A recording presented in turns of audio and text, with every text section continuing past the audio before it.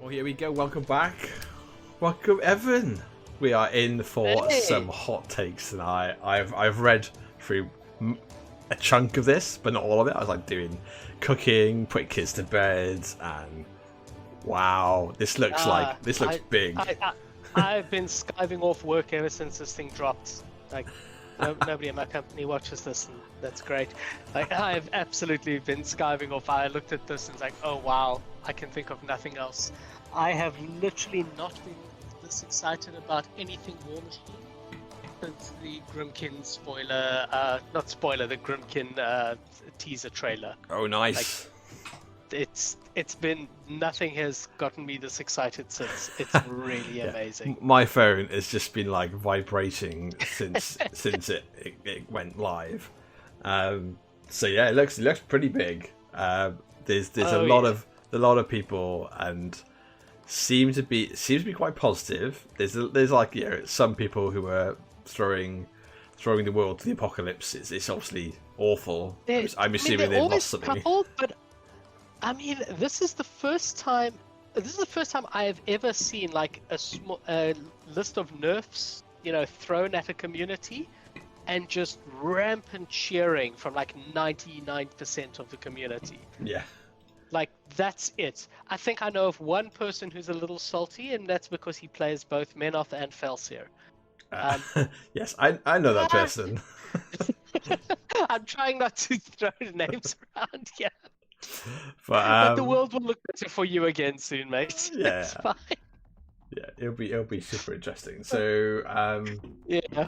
Let me just shut down some of my windows. I've got a lot of. I want to set a quick precedent here. All right. Just because it's a good time for it.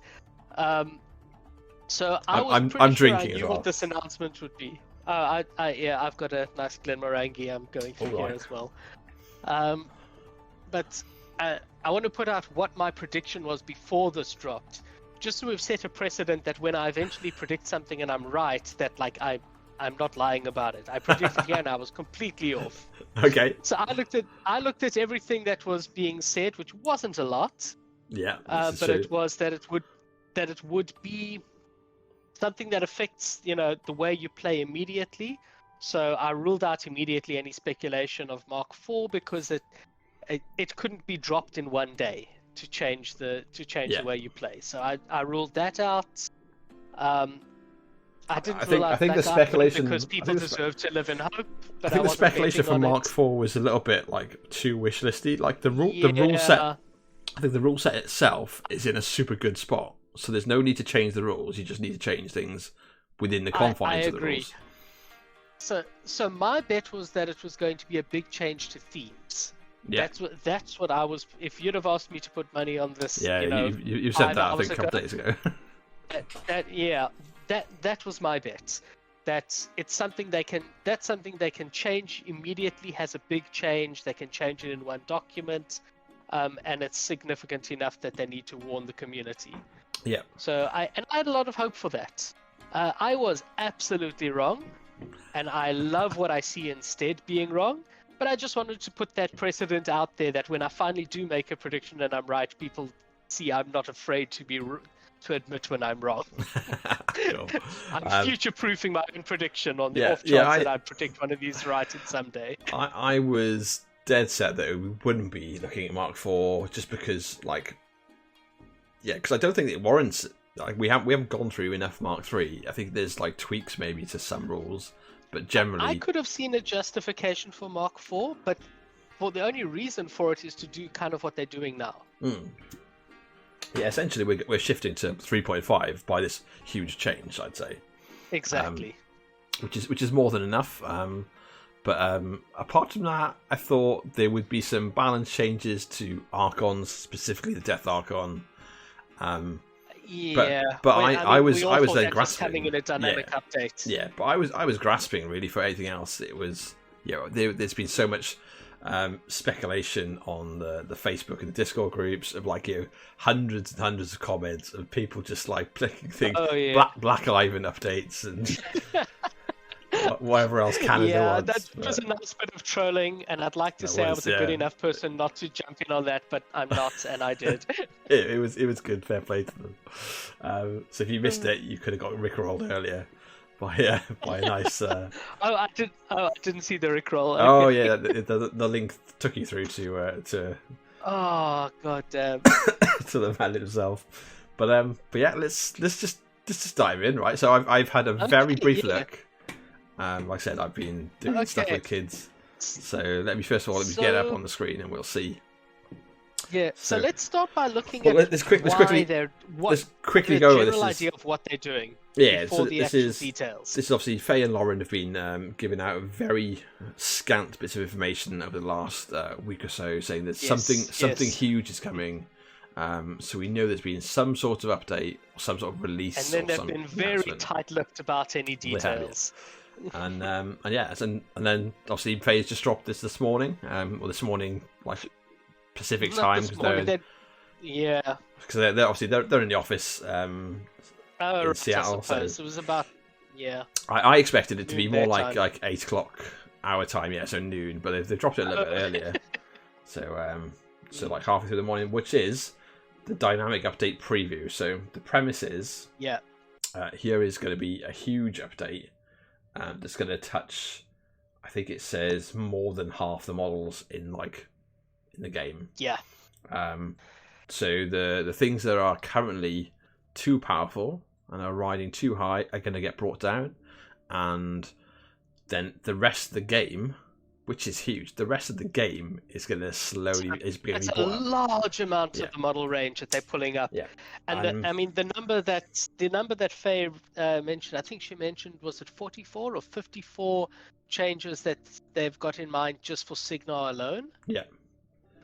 Like they really are taking a seriously big look at all the stuff that's gotten left behind, which is great. Yeah. And specifically, I really want to highlight this because I don't think people are paying enough attention to it. But one of the things they're looking at is trying to bring single wound infantry back into the game. Yeah. There's too much hate for infantry, called that out. And too much hate for living stuff. So that's basically looking at being part of the balance. And when we go through, we're going to go through this in detail because why not? Yeah. But when we go through it, I want to pay specific attention to every one of the nerfs we go through. Like, A, is it warranted? But B, how does this help single wound infantry? How well is it achieving what it does? Because I think they've done a really good job here. And we'll see if I'm just... Today I feel like I'm the guy waving a PP flag. Yeah, I think... And I said to you just before we went live, I think there are some concerns and some drawbacks to what's happening, but overwhelmingly it's a good thing. The dragon pup over on the nerf that you're going to miss a couple. Yeah, exactly. Dragon pup over on Twitch has said more than half the models would be at least 600 model entries. And I think that's what they're going to do. So they have said that a lot of the entries are going to be point adjustments and models like just having like a quality of life change. So like the gun mages will all have a gun mage tag, for instance. Yes. So which is going to help for future balancing. Yes. Well, not only future balancing, but they're also trying to do a little bit to contain some of the rules bloat. Yeah. Like, it's not a lot. Frankly, Warmachine's always going to have a rules bloat. It's just the style of game that it is. Yeah, it's a complicated game, so it needs to have a a certain amount to warrant it. Yeah. It doesn't have to be, but it is the kind of game it is, and you're not going to get away with that without... not going to get away from that without a Mark IV. Yeah. Like, that would require a complete revision of the type of game it is, which I don't think we really want. So, there's always going to be some rules bloat, but yeah, if they can bring it in a bit, that's fine. Yeah, and in this little section here with the picture of the long gunners, Signar long gunners, they're basically talking about Signar. So there's 46 changes, for instance. There we go. Sorry.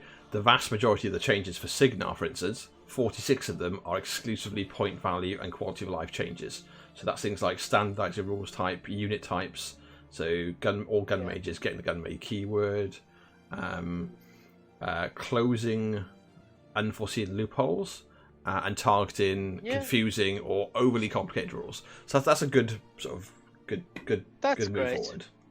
And obviously, and their reasoning is interesting as well. Like they're pretty major changes, but I think the mindset behind it is worth talking about as well, because it's something that was always evident in old Privateer, and I felt they'd kind of slipped away from that a bit in the last 2-3 years. So I really am glad to see it coming back, that the mindset is they want to bring everything up to be a reasonable bring option. everything in line, so there's more chance you're going to put something on the table. Yeah, and that you don't feel completely overwhelmed if you haven't brought the optimal thing. Yeah. Which I think is a bit of a lofty goal. The nature of the stacking buffs of Warmachine means a sub-optimized list is always going to struggle a bit against a well-optimized list. So I bless them for trying, but it's never going to quite get there. Yeah. It's going to be my light slightly. So let's have a look. Obviously, so one of the things that they've said is why they're doing the change now, which is nothing big is on the horizon. So they've changed their development and design and release schedule based on COVID. So they were doing it previously with the big cons in mind. So they get everything ready. So at the start of the year, there'd be this mad rush where they had to finish off the rules, finish off the design, the molds, everything for all of these things to go through to the big conventions. Whereas because of how COVID now is how changed the business side of things, they're now going to be more of a constant churn, where things will slowly come out and then they'll look at bigger of things once or twice a year for each of the systems. So I think that's the only downside, I think, is them saying effectively we're going to do this huge overhaul, which is fantastic, but there's going to be nothing new is coming for the foreseeable, apart from the new Warlocks. But I think that's a price to pay, right? Yeah. And obviously Orgoth are on the way. I see a lot of people claiming, you have to keep releasing new things to keep the game fresh, that sort of nonsense. I'm sorry, chess has been the same game for 2,000 years, and it's still one of the most played board games in the world. Yeah. If you have a solid, stable rule set that people feel they're getting what they need out of the game, people keep playing. People keep buying and trying new things. You don't have to keep flooding. The keep flooding to supposedly keep it fresh. That's the model for trying to milk a dwindling player base. Yeah, that's not the model for a stable system. And if we're looking at a huge update that's going to affect half the models in the game, then at the moment it's likely that half of those models aren't being bought, and therefore the Privateer aren't saying we're not going to make any money off Warmachine for the next year. They're saying, well, we're going to make everything as viable as we can.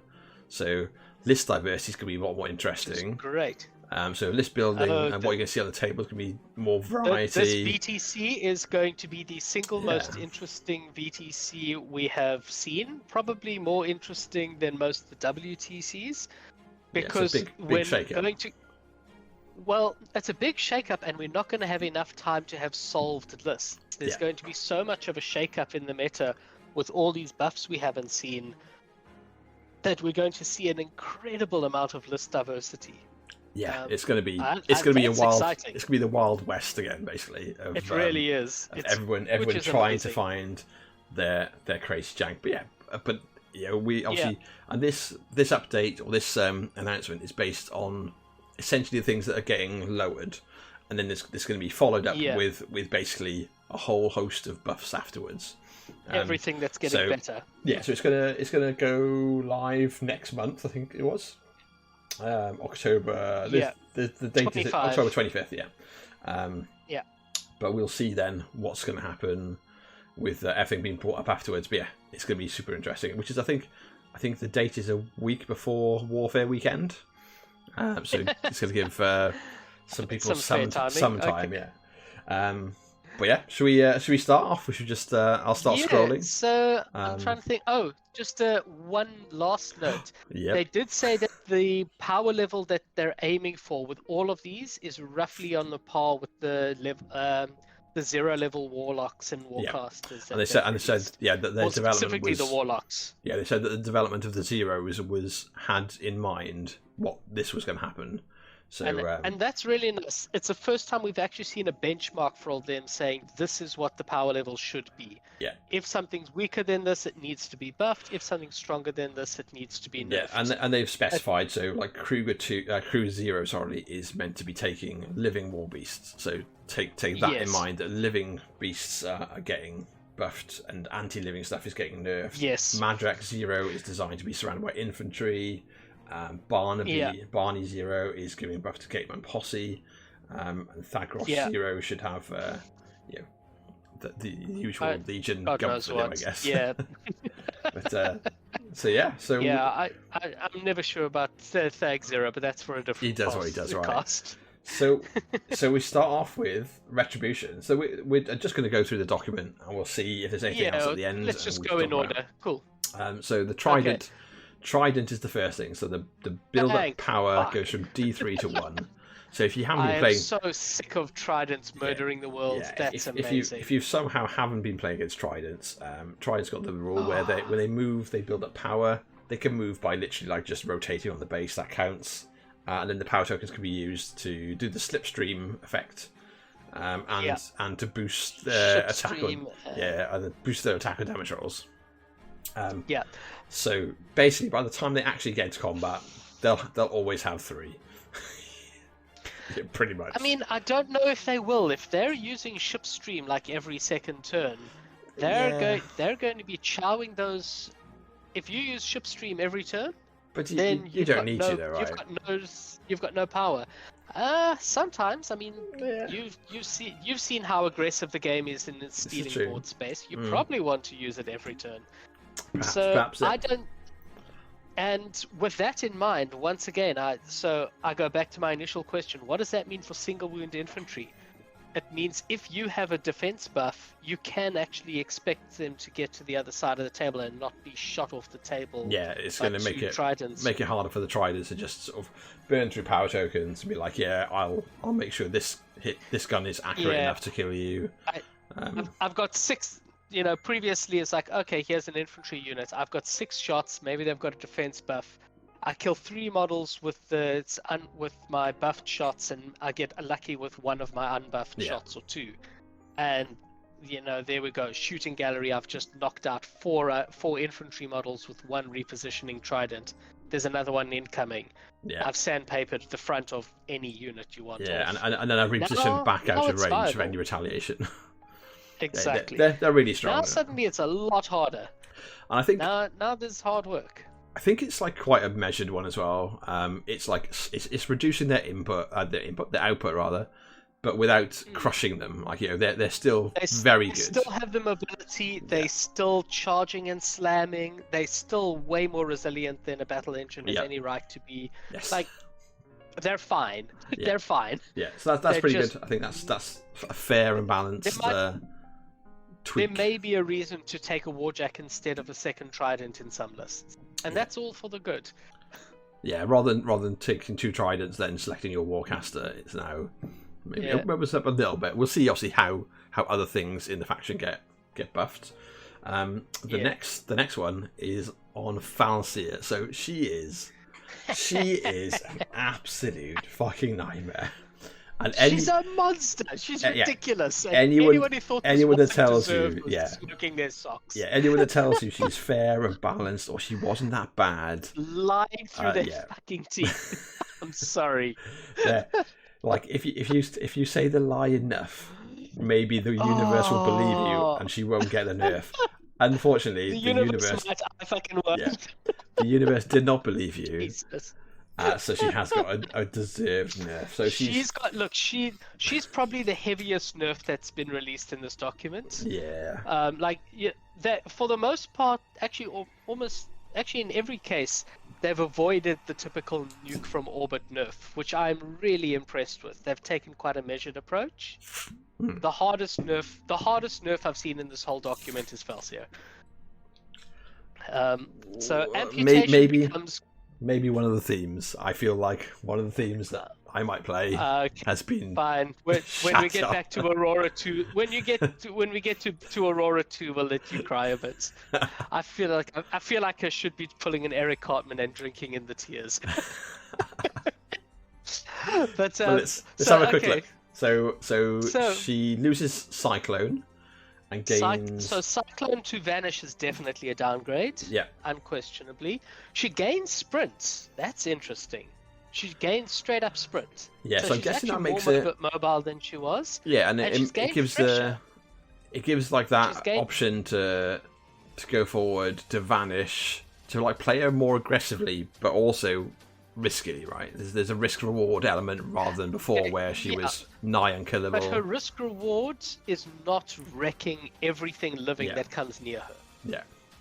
Like so amputation becoming crit amputation is massive massive nerf. Any warcaster you could guarantee could kill a colossal or two or like three heavies. Three heavies in an activation. Like it's like too much. So that's good. I'm not sure how paying the price has changed. I actually need to pull her up and see. Do you want to pull her up? But that I think it's just massive. I think paying the price is just in the distance. So it was the bounty tokens were just put down. It was control, and now it's within 10 inches. So that's a bit more reasonable. Okay, and that's fine. I mean, her bounty tokens are still just so strong. She still gets to toss a bounty token on the first thing that runs into her control. She's a weapon master, right? She's okay. Yeah, she's still a weapon master. So she's still a very mobile weapon master with Thresher and crit amputate. With Thresher and Thresher sprint vanish, like she's mobile as hell. Yeah, she's more ninja than like Rias. She's certainly more like a ninja than Rias. Rias has always been the saddest ninja. She's definitely more than she should do. When we get to Legion, I can wish list about my baby Rias. But I think as far as Falcia comes though, I think all very reasonable toning down of what was essentially like, because she's got a really strong defensive line. She's immune to blind. She's immune to knockdown. She can take a Feigned Guardian with her to give her an extra +2 defense in melee as well, and parry. Her resilience is stupid. She still has an amazing control game, and she still has great personal output. Yeah, and her personal threat is like 17 inches right into melee. It's like that's. I'm not. It was right. Down. She's lost Cyclone. Lost Cyclone. Yeah. Her threat range has gone down a lot. So that's a big part of it. Cyclone being replaced with Vanish. It's not that different though, right? How far does Vanish is 5? Vanish, your activation ends after you cast Vanish. Right, okay. That's the difference. That's the one I didn't pick up while I was looking through the... That's a really big difference. Yeah, so that's good at least, because she went too far, threatened too much, and was too survivable. The entire board, killed... I mean, she went across the entire board, killed a Gargantuan, and then went to safety. It's like, no, this is not okay. And camped 4. And camped 4, because it only took her 3 focus to kill a fucking Archangel. No, I'm feeling zero sympathy for Falcia. She is still an amazing caster, and I would still put her in my pairing. I think she's. Obviously, we talked about her being great. What puts Ret as an S tier faction when we did the tier list the other week. And maybe that's only A tier now. It's like, but still, she's still definitely an A tier caster still. I think. Look, I think tier lists also. Our tier list means absolutely nothing now. The mess has been thrown to hell. Yeah, pretty much. I have no idea what the tiers look like now. We'll maybe revisit that around Christmas time and see what the world is looking like. Yeah, after it checks out of it, I have no clue right now.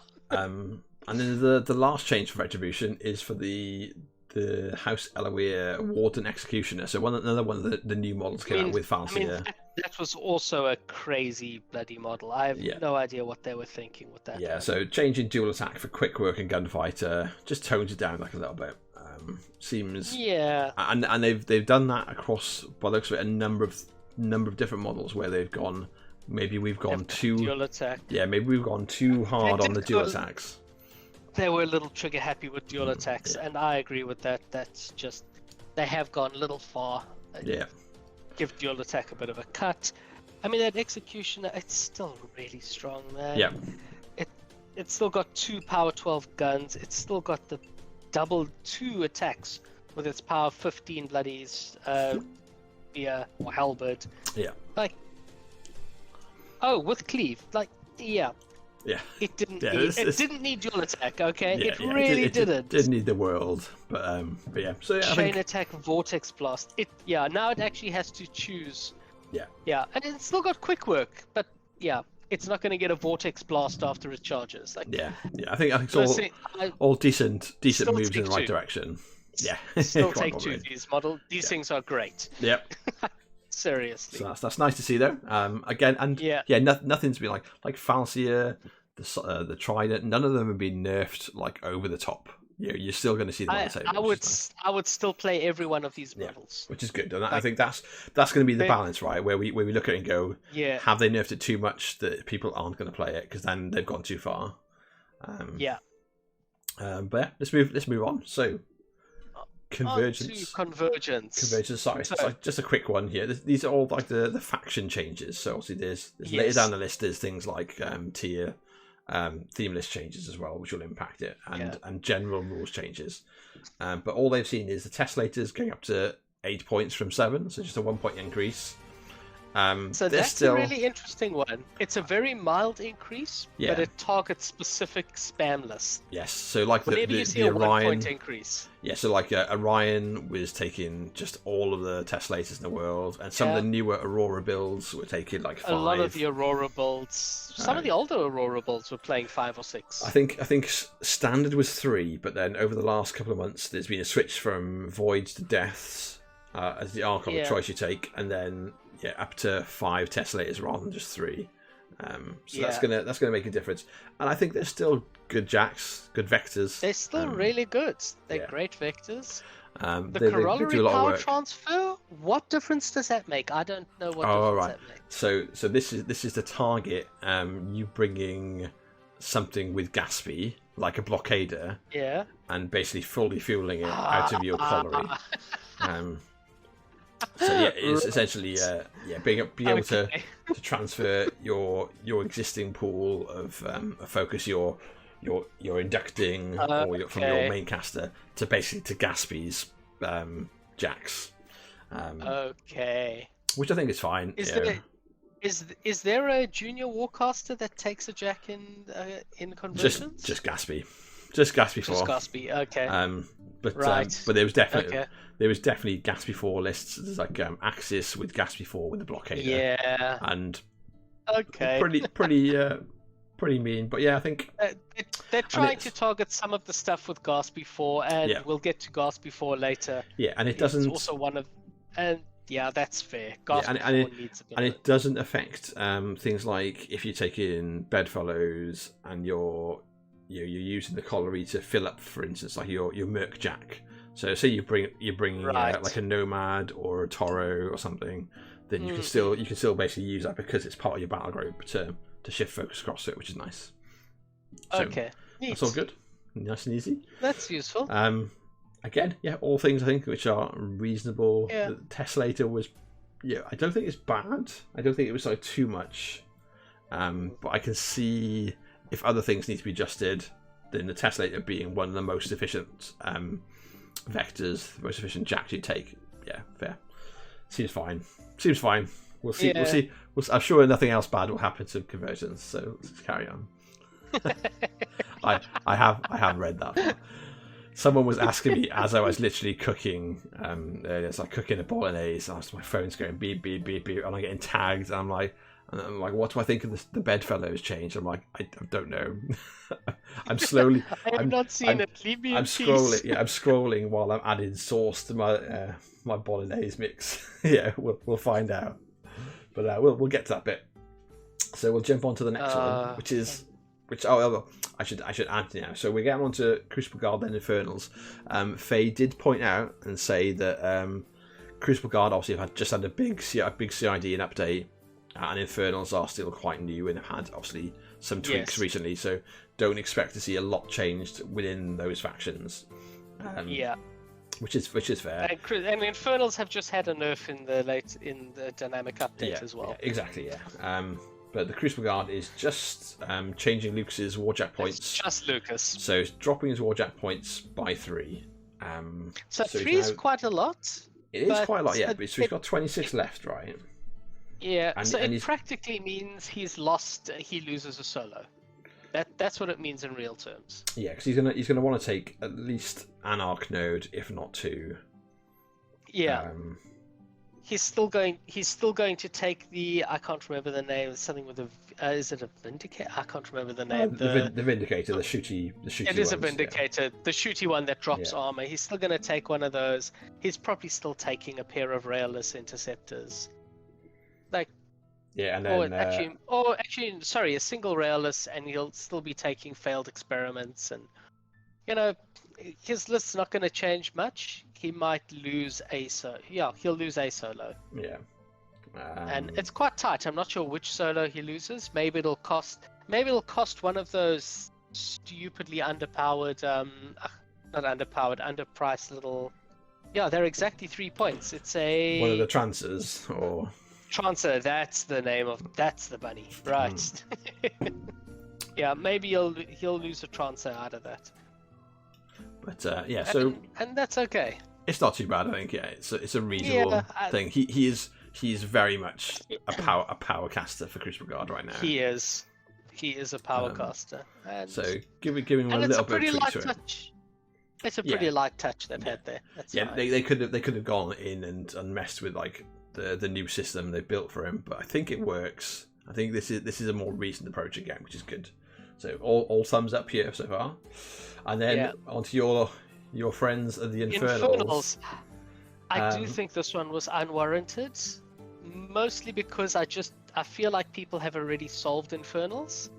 Like, the top of the meta knows how to deal with Infernals, and Infernals are not tanking the world. And this feels like it's targeting the Omadamus list, where, locked horns means you're armor 21.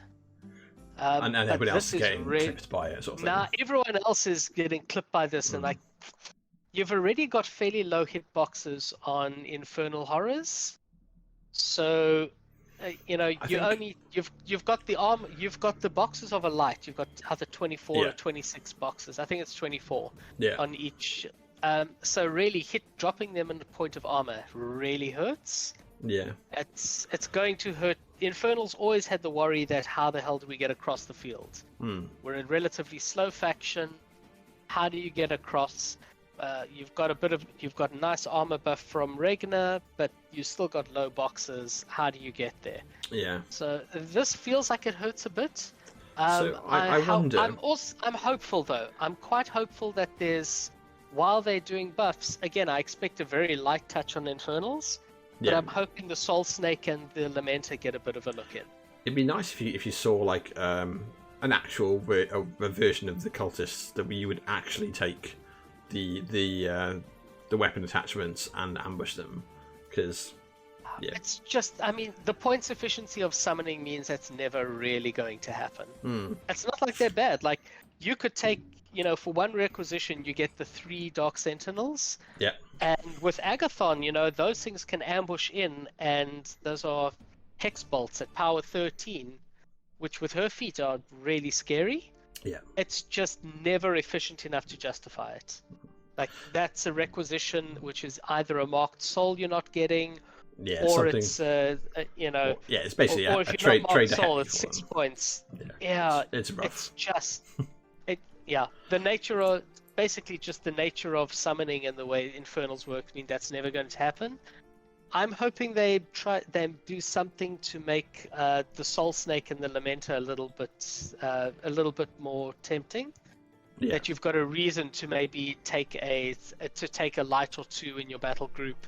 Yeah. That you've got a reason to maybe summon a Soul Snake. I think a 1-point strength buff would be enough to make the Soul Snake bearable. Yeah. And then you've got some real choices.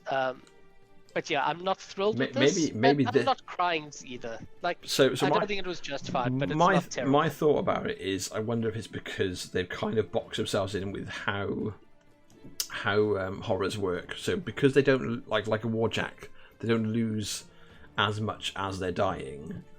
So that might be part of the design for it, because I think they don't. Yeah, that's a really powerful bonus for them. They basically they lose the ability to charge for free when they lose their first main box, and it's basically it's not enough, I think, which means you've got to warrant having the extra. They have boxed themselves in just with the whole summoning mechanic, the whole thing, etc. It all does. The problem is, like, if there were more horrors, this might actually, degrade these horrors to not being taken. Yeah. Like, well, that's the other thing. We can't use our usual benchmark because there just aren't enough horrors to compare to. Yeah. It's like, what are you going to do? Not summon a heavy? Yeah, that was the other thing I was going to say, though. But by dropping the armor of the two, crabby horrors, that then gives more weight to the Soul Snake, right? So the Soul Snake naturally has a high defense, has stealth, so it becomes... It's still armor 16, so it still falls apart in a stiff gale. I think there's perhaps too much true sight or eye of sight still out there, but in a meta that is going to try and plink you off, then maybe the Soul Snake will find a better place, because it'll actually get there. You still need something to do the heavy lifting, and a Soul Snake takes bit too much work. So that's what I'm saying. With a 1-point strength buff, I could see a Soul Snake being a relevant choice. Yeah. Until it gets that, I don't see it. We'll see what comes. Yeah. So, but anyway, so I'm not thrilled about the Infernal one, but I don't think it makes Infernals unplayable either. Yeah. That seems a fair assessment. Still happy there. So next is Trollbloods. So Trollbloods are only recently, I think, with Gunny 2 and a bunch of new releases and the crossing. Oh yes. Come to the forefront again and be it's been a long time since they were good. I haven't seen people playing Cole Grimmer for months. I never thought that would happen. yeah, that's absolutely fair. Crazy. But it's the kind of Junior theme's a thing. I think so. The change of Trollbloods is the Barrage team's gone down to range 14, so it's dropped to range. Which is fine. They sit so far back and launch at you. 14 is still a really long range gun. And obviously there's casters that can bring with snipe, so yeah. I wouldn't worry about it. Okay, fine. or hoof it on Boomy, that sort of thing. And then the other thing is Gunny's feat becomes the power of the blast damage caused by the weapon is equal to the power of the weapon. So I'm like, this is quite a big deal. I'm like, what was it? Is that not the wording? Never used to. The difference is it's now still blast damage, which means anything that makes you immune to blast damage, which we'll get to later because it's not nearly as much. But if you're immune to blast damage, you're now immune to those blasts on his feet. Previously, it specified that the damage from his blast doesn't count as blast damage. Yes, that is. However, so that's the change on it. However, we'll get to that because blast damage has changed, or rather, immunity to blast damage has changed. But we'll get to it. So keep that in mind. That it'll still be bombers doing power 15 blast damage, for instance, and barrage teams doing equivalent. So it doesn't seem too bad. But no, that's fine. But going down, range 16 was already stupid. Yeah. Frankly, there's speed 5, range 14. They're still bloody scary. They can run turn 1. Just on the card.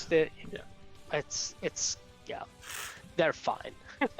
They're really fine. I'm inclined to agree. But we'll see how other things touch the trolls on the way down. So on to Circle. So Circle looks like this is a weird change. So is it So the changes are the Gallows Grove is no longer living, so it's the tree, right? The tree with the Anthropic Aura that's an Arc Node. It's the Arc Node on So it's no longer living, and the Well of Orboros, the structure can only summon living models with opening the gate. So incidentally, because opening the gate is a rule that's used in multiple places, Faye has confirmed on one of the threads that this change is only affecting the Well. It's not affecting Nemo 4, who's got the same rule. Yeah. Which is a bit confusing, but yeah, there you go.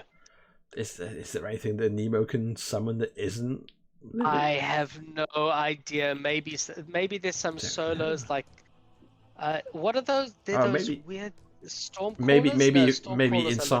Maybe inside of Convergence you take him and then he can't summon Convergence solos because they're all might be all constructs. Yeah, so that might be. It may well be. But the Gallows Grove change is, if you think back to what we're talking about, is all of these changes and all the development for the Zero Warlocks was done together. Kruger Zero, who powers up from having constructs around him, can now have Gallows Groves fuel him, same as if he had Standing Stones. So that's something to consider. That's actually very true. Yeah. So there's that, and also I know that some people were taking Gallows Groves, and if they weren't used in the matchup, they'd basically just immediately kill it to give their Death Archon a corpse. A corpse. I mean, it was. I always liked it as something you could throw out, channel spells through Wormwood, and when you kill it, you've got souls as well. Like, and I enjoyed those Gallows, but I mean, it's small. The big thing is that this is happening. These are happening together. Yeah. And it's stopping you summoning a Gallows Grove, which can then teleport its 5. Yeah. And you can channel a spell out that you didn't think could be arc-noded. Yeah. I don't think that's the most... I've never thought that was a terrifying thing to be wary of, because, you deploy the Well once and it's still pretty far back, so... Yeah, it's not really got... And like the strange... strange something. The movement is like 5 inches for the Gallows Grove. Strange growth. It's 5 inches. So it's not exactly yet a world-ending extension. I'm not upset about it. I just feel like it was unnecessary. Yeah. Like, did this really have to happen? I don't understand the purpose of this one. Yeah, I'm not sure. This one's a bit of a head scratcher to me. It is for now, but who knows? Who knows? Maybe we'll see in the next month why it's happened. But yeah, so very light touch. Stranger things have happened. Yeah, very very light touch to. Very light touches to circle. To circle, yeah, or for now. Yeah. And then, light touches to circle, but not a light touch to the circle meta, which I think is great. Yeah. And which we'll see very shortly as we quickly blast through Legion and then we get to Mercs. Yeah, it's about to be a big list. So Legion is just a point increase for the Blight Archon. Just going up by 1 point. Blight Archon. Yeah, that's fair. Seems okay. Like they're really good. It's the best model that no one can ever find the points to put in a second. It's a weird model. It is. I look at it objectively, and it is grossly overpowered. Yeah. And yet, a lot of what it does is support from the backline, and Legion can't afford to spend that much on support. Yeah. So even though it is grossly overpowered, like that thing on its own is just crazy. Yeah. It's got the boostable spray. It's got the Mat 6 power 13 with 5 fury to throw around. Yeah, it's got sprint on tap, and it's a mini butcher. It's a mini butcher with impending doom. With impending doom, Yeah. like it is such a good piece, and it is so grossly, overpowered for its points. Yeah. But yeah, I mean, okay, there's a new baseline, so maybe I need to readjust my thinking there. Yeah, I'd be happy. Struggle to fit 2 into a list. I'd be happy with just a 1 point increase on my Blight Archon though.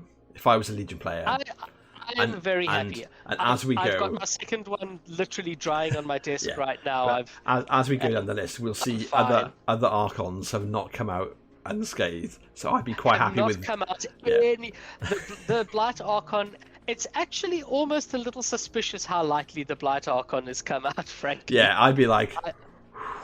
I would rate the Blight Archon as the second most powerful Archon in the game, pre-nerf. Possibly, and it certainly, so lightly it certainly was talked about how it was like so world breaking, and yeah, it's come out and yeah, it's nice, come out so a nice lightly. light touch.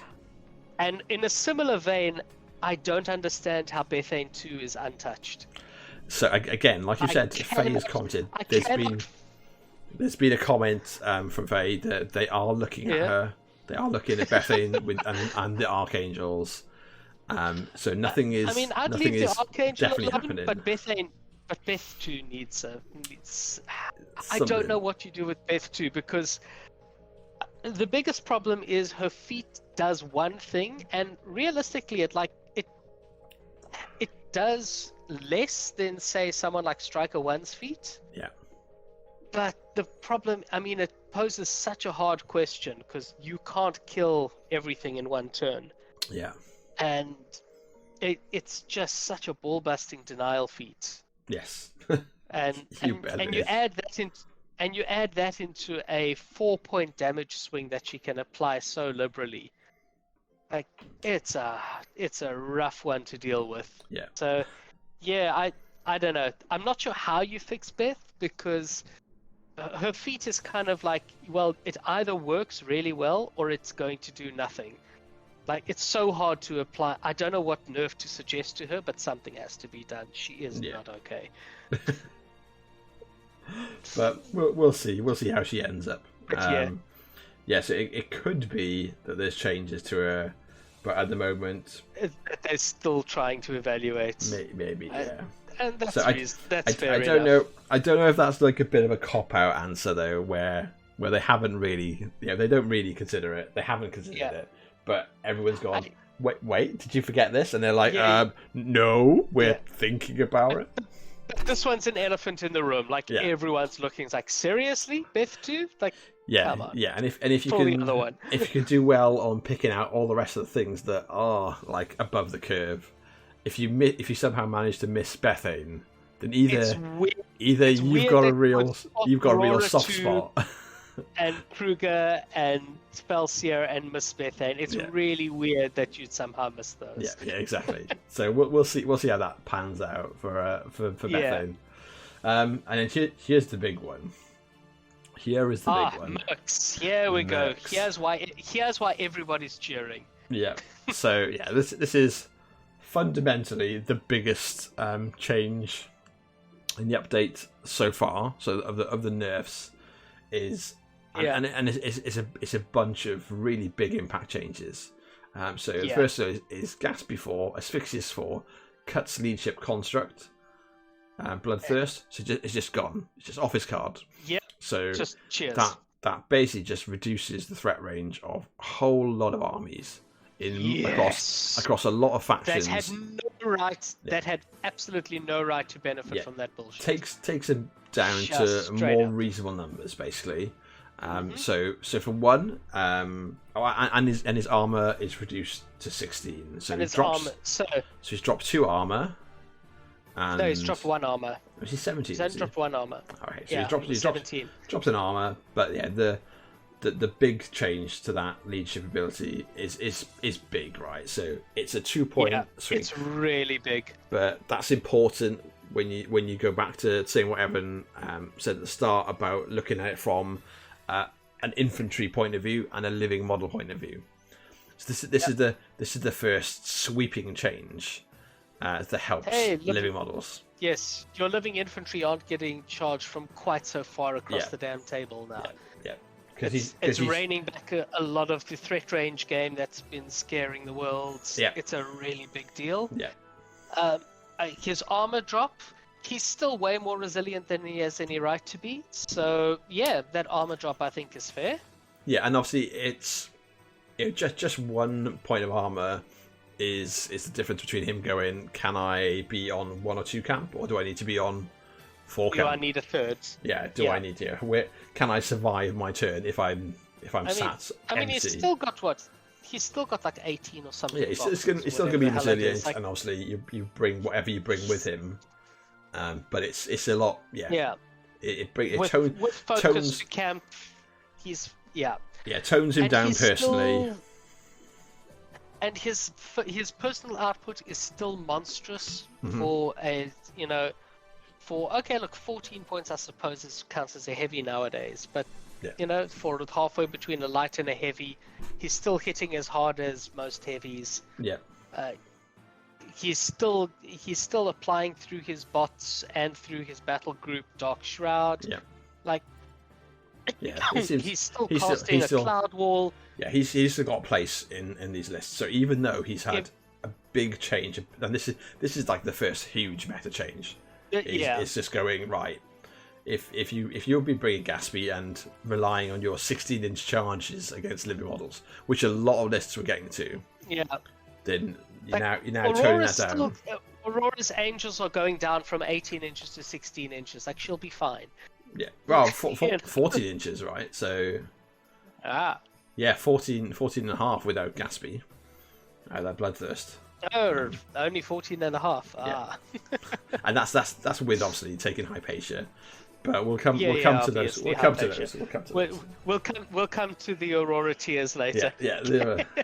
Just get your chalice ready. I think Gatsby's nerf is reasoned. They've not made him unplayable. He's still going to see table time. He's still strong. He's just not. If they can fix some Crix infantry, I am still going to be building him into Crix lists. Yeah. Like, there's no question. He's still really good for his points. Like, I see no problem. Yeah. And talking of Gatsby and his friends, so as we talked about earlier, the Blockader.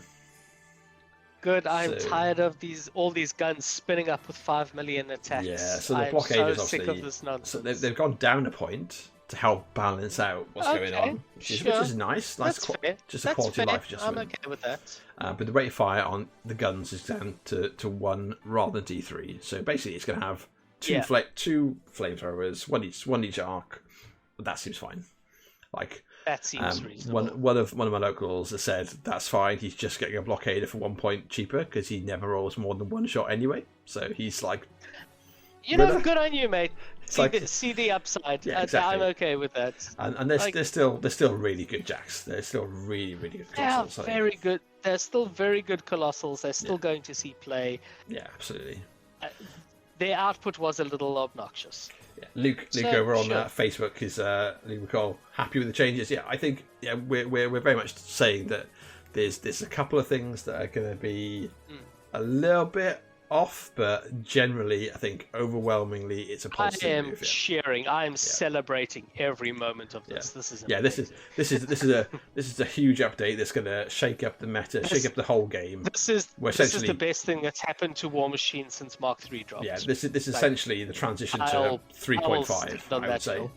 I'd say this is we're now Warmachine 3.5. This is going to be big, so which is nice. I don't think there's much more to say with the Blockader though. It's I mean it's a small change. Yeah. It's okay. The next one is a little bit more of a change. Good. Which I think again might have been one of the models that's come out that's been a little bit too silly. So Boomhowler 3. A little bit. Yeah, a little bit. That was diplomatic. Boomhowler 3 changes from having amputation to crit amputation. So we still Let me translate it from diplomatic into honest description. Fucking bonkers. So bullshit Riot Quest solo becomes less bullshit. Yes. Is the headline. The TLDR. It's a lot better. Yeah. Yes. So that's like he was silly, right? So I don't think anyone can. Hoofit is still one of the most powerful abilities I've seen on a solo. So before we talk about him, let's quickly touch on, if you've not read it, the change to Hoofit. Yeah. So Hoofit now can only be used on a model or unit that hasn't ran or failed its charge. So if you run a model, you can't trigger Hoofit off it. If you fail the charge, you can't. So basically it means you've got to either make the charge or walk. But you can walk, repo, and then hoof it. but or you can charge in and then hoof it back out, that sort of thing. But it makes it a little bit less silly, like how far you can send units. Where they, like say a unit of champions runs, then hoofs it forward at the end of the turn, and this unit that's meant to be slow has now like ran like 16, 18 inches.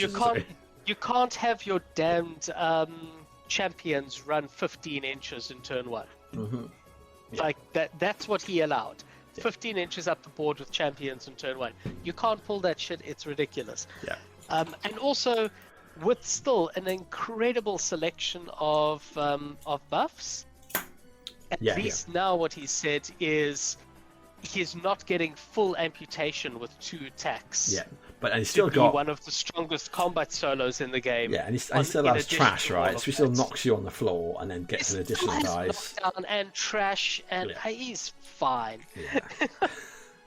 He's fine. So, you're still going to take him every time you can. I'm gonna pop another drink. Congratulations. Yeah. Good nerf. Well done. Nerf, and again, nerf well done, and they've been restrained. Like, he's still strong enough that you're going to take him every time you can. Yeah, you're not sticking your boom howler in the bin at this point. I still think he's an auto include, which means you've got room to nerf further if you want. So good on you for taking a restrained approach. Yeah, which is good. Great. Gristle 1 gets affected by it, but I don't know. I don't know if I've seen Gristle 1 on the table like ever. I think the last time I saw her was back in Miserable Meat Mountain days. Yeah, maybe she'll get something. Nobody thinks of her fondly. Yeah, maybe she'll get something in the upcoming buff. Who knows? Here's the juicy one though. This is the one that's got people we've been waiting for this on their feet. Rapturous applause. I read this 4 hours ago and I'm still hard. Ben Beckman over in Germany. Thank you for the likes, appreciate it. But yeah, the next one is the Death Archon. So it goes up by a point. Seems okay, but its range on its melee weapon goes down to 2. So it's 2 from 3. Carnage Incarnate now grants Divine Inspiration instead of Annihilator. So we're waiting on confirmation whether or not that's going to be Divine Inspiration against living models. No, or it's just going to be... That's been confirmed. It's just straight up Divine Inspiration. Just straight up Divine Inspiration, okay. Which I'm very happy with as well. I hate these rules that target only living or only constructs. Like, it's... my problem with rules like that, and there are a lot of them in Warmachine, and it really does bug me, is that way gives you a rule that is improperly costed no matter what you do. If you face the wrong army, then your rule doesn't work and your model is overcosted and you're just shit out of luck. Which means to make up for that, that model is going to end up undercosted when it does face its correct, victim. Yeah. So you've got a model that's incorrectly point costed no matter what it's facing as a result of that shit. I hate that style of rule. So the more of that gets tuned out, the better. So obviously it'll still be, I presume, Carnage will still cost a corpse to do, and it'll just give you the Divine Inspiration tags, which is nice. And then the last change is Vendetta changes, so affects other models with Vendetta. So Lanissa, I'm not sure who else got Vendetta. You gain an additional die rather than a boosted attack and damage rolls. So it basically makes them better at killing other Archons. I mean, sure, I've never seen one fail to kill an Archon yet, so and obviously now they have Divine Inspiration against other Archons because they're not living models. So again, I've yet to see one fail to kill an Archon. This is fair. Big deal. But so I think this is huge. So a slight points increase. I wouldn't have been surprised if it had been 2 points up. I think 1 point up is generous to them. I could have seen a 2 or even 3 point increase. So a 1 point up. The range of the scythe goes down to 2, which is a really big deal. So the range of the scythe is massive on 2 things. So the first thing is obviously the threat range is lower. Yeah. Great. It's going from 12 native to 11 native. Yeah. It makes a surprisingly big difference. And in addition to that reach 2 on the Thresher means you can actually play. You have some spacing counterplay into the damn things. Yeah, you can block it off a bit more effectively. Yeah, if you brick up, you're still going to like lose 50% on half of your battle group. Like, there's just no way out of that. That's what they're designed to do. And you know what? They're pretty models. They're allowed to still do something. Yeah. As much as I hate them, you know, they're allowed to actually do something useful on the table. I have, but I have space. Let me go into the realm of trouble. I have a Death Archon in case I wanted to play one with my Grimkin. So I didn't have any. I have 2 next to me in boxes that I haven't unpacked yet. But mine is I think considerably cheaper than yours. Mine was made by one of our locals. We got a couple of locals. Oh, that's cool. Who are actually doing digital sculpting. So he's basically gone, here's my Death Archon. What do you guys think? And we were all like, oh, cool. We'll have one. So most of our club have got 3D printed Death Archons that have been just made by someone local, which is cool. Oh, that's awesome. Good on him. That's great. But yeah, I wasn't willing to spend the money. I've got a limited hobby budget. My life isn't flush with disposable income these days. I'm not a swanky IT professional like I used to be. So I have to make those pennies go further. So I was like, well, I'm not definitely going to play one. I'm not definitely going to play one, but I'll have one if it's like, this cheap. But yeah, I think, again, if we look at it all, we go, it's had some reasonable tweaks, and it's still going to see play. It's still good. It's still going to see play. It's still going to hit like a truck. Infantry. Yeah, it's still going to hit like a truck. It's going to stationary the world. And the threat on it, again, that threat going down is quite a big deal if some single wound infantry gets a bit of help. Yeah, and it's a 2-inch reduction overall, right? So it'll charge in, so it gets 1 less. Then it can flicker, and it gets 1 less on the flicker side as well. And the change to Divine Inspiration means if you've got a buff and your single wound infantry hits defense 16, it's now a 50-50 to hit your infantry, as opposed to about a 70%. Yeah. It suddenly means you can do some things. Yeah.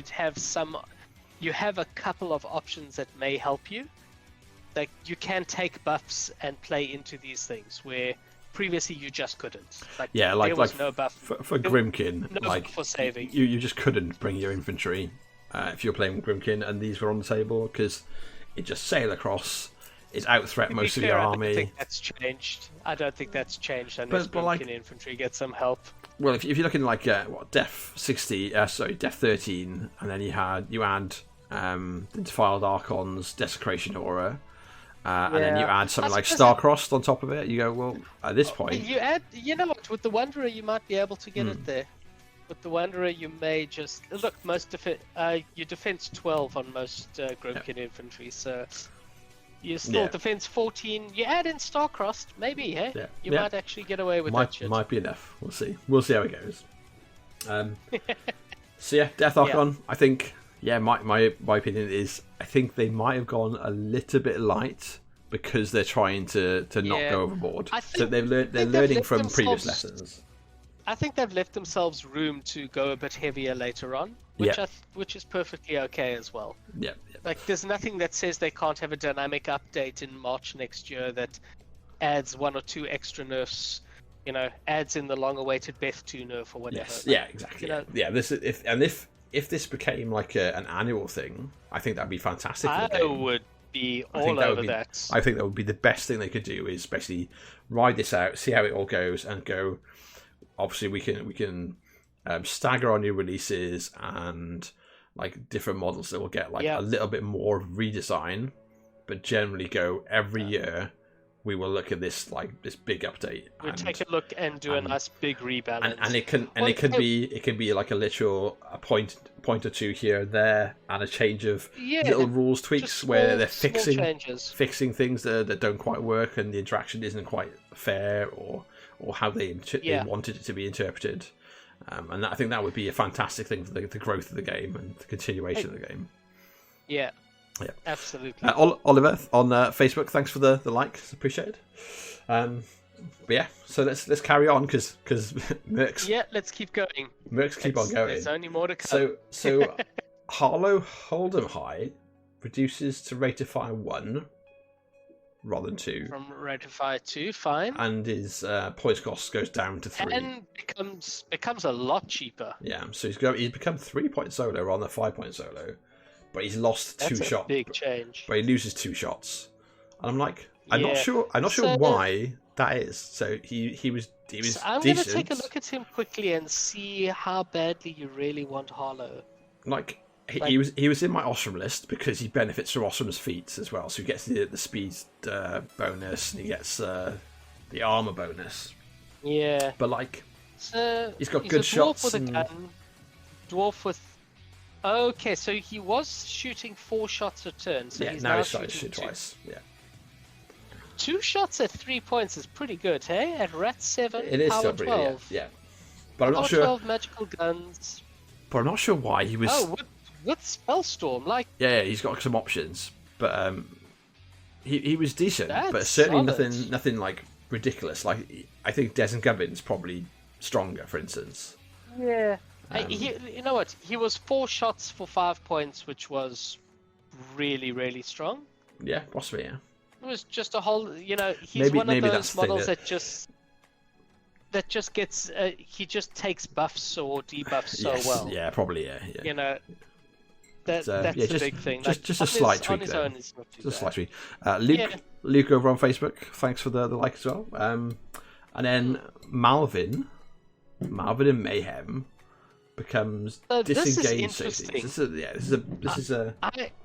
I've seen players who are frankly far better players than me saying they think this drops Melvin from the Kruger list, and I don't fucking see it. Yeah. Maybe I think they're living really perhaps in this personal glory hole where they're like. I don't understand. Like, he's still some of the he's still coming in at power 20, flying, speed 7, armor 20 on the approach. Yeah. Before you give any caster buffs. Taking zero caster resources to power him. I don't understand why this would make you drop him. I think spree was not the reason you took him. So this is my take on it. Is I've seen like at the VTC we played 4 men and a baby in the first round. Yeah. And Baby Michael, who went on to win the whole event, we paired Baby Michael with Kruger and whatever else he was playing, Kruger, into our minions player who brought Arcadius. Arcadius was one of our Kruger answers.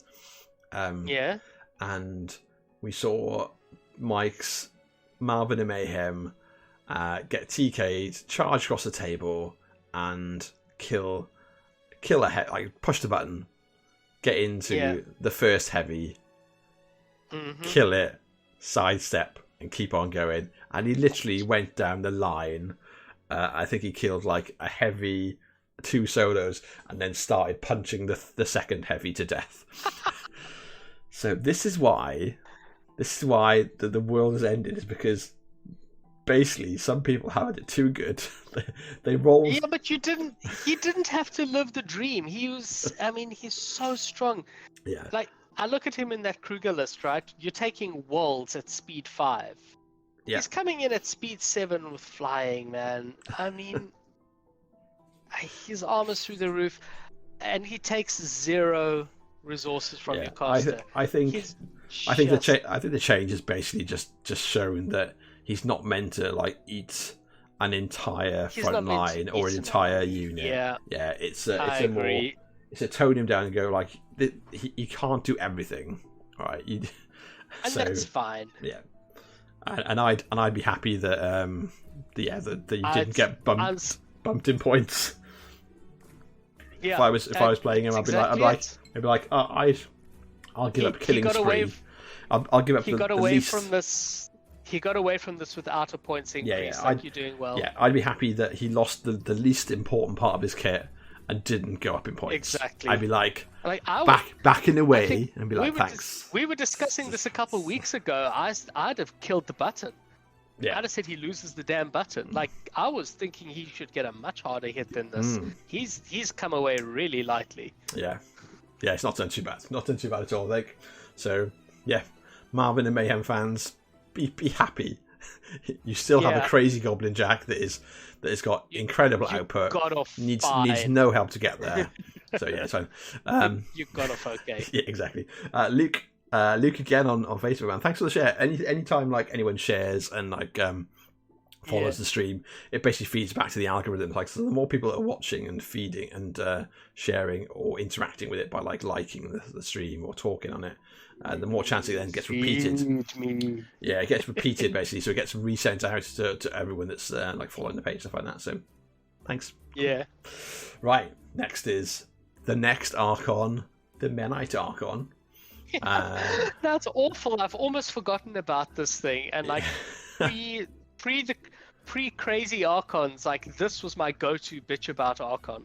Oh yeah, it was. I thought the Menite Archon was bitch fest. Yeah, the one that scared me most of all the Archons. Like, more than the Void Archon, this was the one that I bitched about. Yeah, like constantly. So they've just dropped by a point of armor and gone up by a point. So they're now 9 points and they're armor 18. But like they're armor 18, but like it's not hard. It's not hard to change that. Like, you know, as soon as you start killing models around them with most metal themes, they get angry and they get up to armor 20, right? So it's like, well. They were still unacceptably resilient before, and they're still unacceptably resilient now. Yeah. They're still bringing a Thresher and Grievous on a stick, and you know they're fine. Yeah, I think they are fine. I think PP did really well on the Defiled Archon with its defensive stats. So I think they basically went a little bit too high on defense and armor and boxes on the other Archons. And where the Grimkin one came out, that's where they got it right. You know, it's not the sweet spot right. Yeah, and I think that's kind of where they listened to the feedback when they initially spoiled it. It was getting just boosted spell rolls. Yeah. And where they changed it to Divine Inspiration, like they listened to the feedback and they kept it reasonable. Yeah, and I think that's good. So, I think they did a great job on the Defiled Archons. Yeah. Like, so this very much is like these little touches to the rest of the Archons. I think the Defiled and the Primal are the only ones that don't have anything affecting them in this update. Yeah.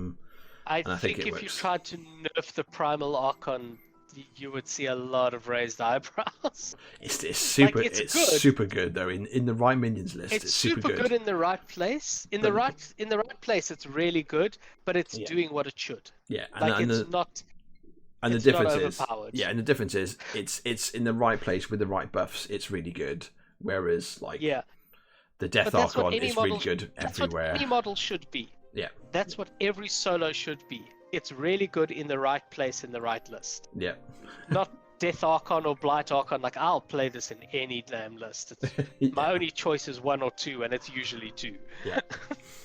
So there you go. So yeah, but Menite Archons, seems reasonable, and we'll just go through the rest of the Archons there you go as well. So the Morrowind Archon, its def goes down to 13, so same as the Defiled, and its points go up to 9, so an extra point. 19. So the big thing there is, I mean, the Morrowind's entire shtick is dropping enemies mat, so it's effectively got a +2 def. Yeah, so it's effectively def 15. So def 16 was taking the piss a little bit, so sure, let's drop it to def 13. Yeah, seems good.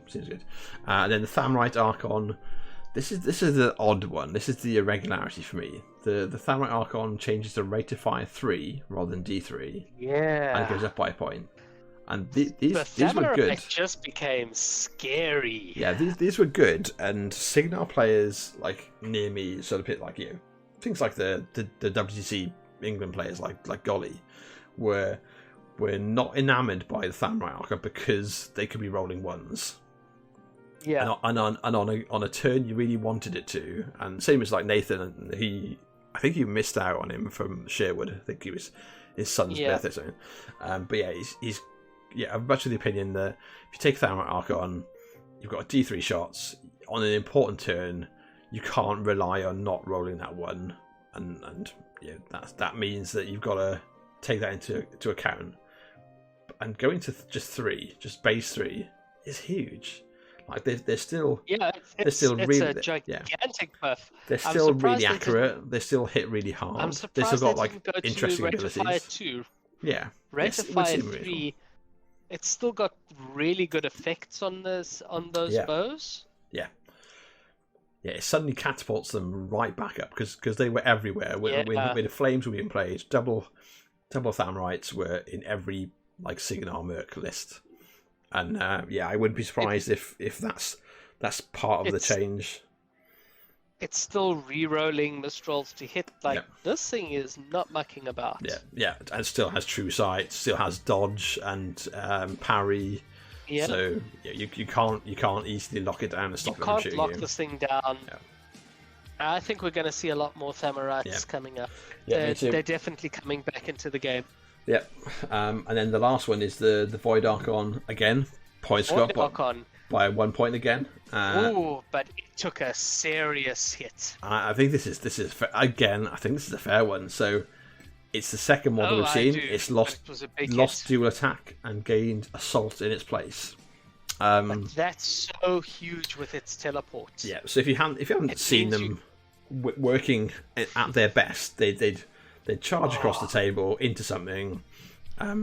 Then they could choose their spray before they do the melee attack, but into whatever they could see. So you charge. You spray off wind whichever direction you want, kill it, then teleport, then do your void walk 8 inches, and then do your melee attacks. You can still get most of that by charging and then just angling.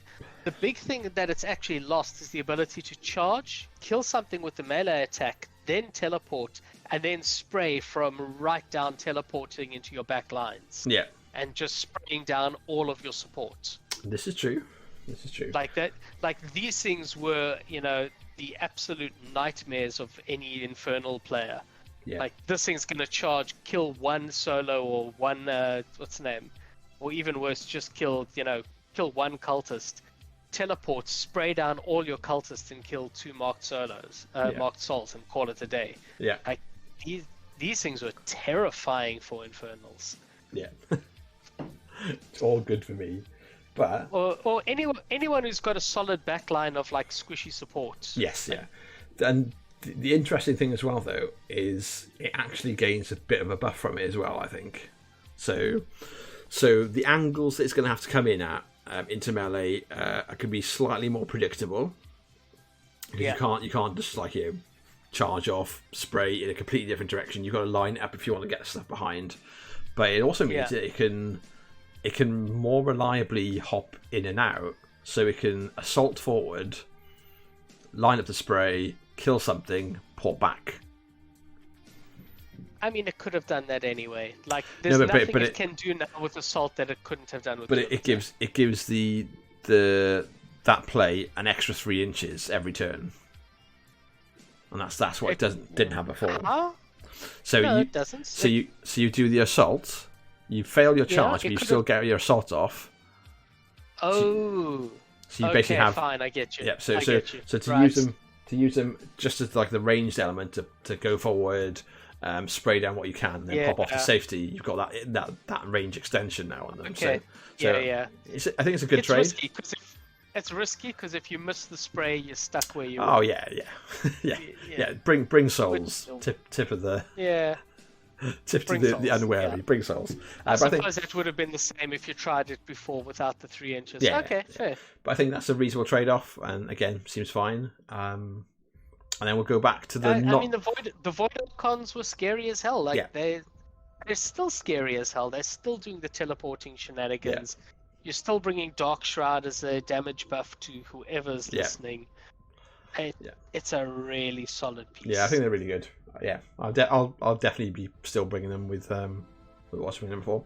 And then the last Merc model, which we skipped over because I just went as a rapid fire through the Archons is Scythe. So Scythe loses. This is an odd one. I think this is going to like divide. This is an interesting one. Yeah. So Scythe loses multi-fire, but her rate of fire just becomes 3, and her rat goes down by 1 to 7.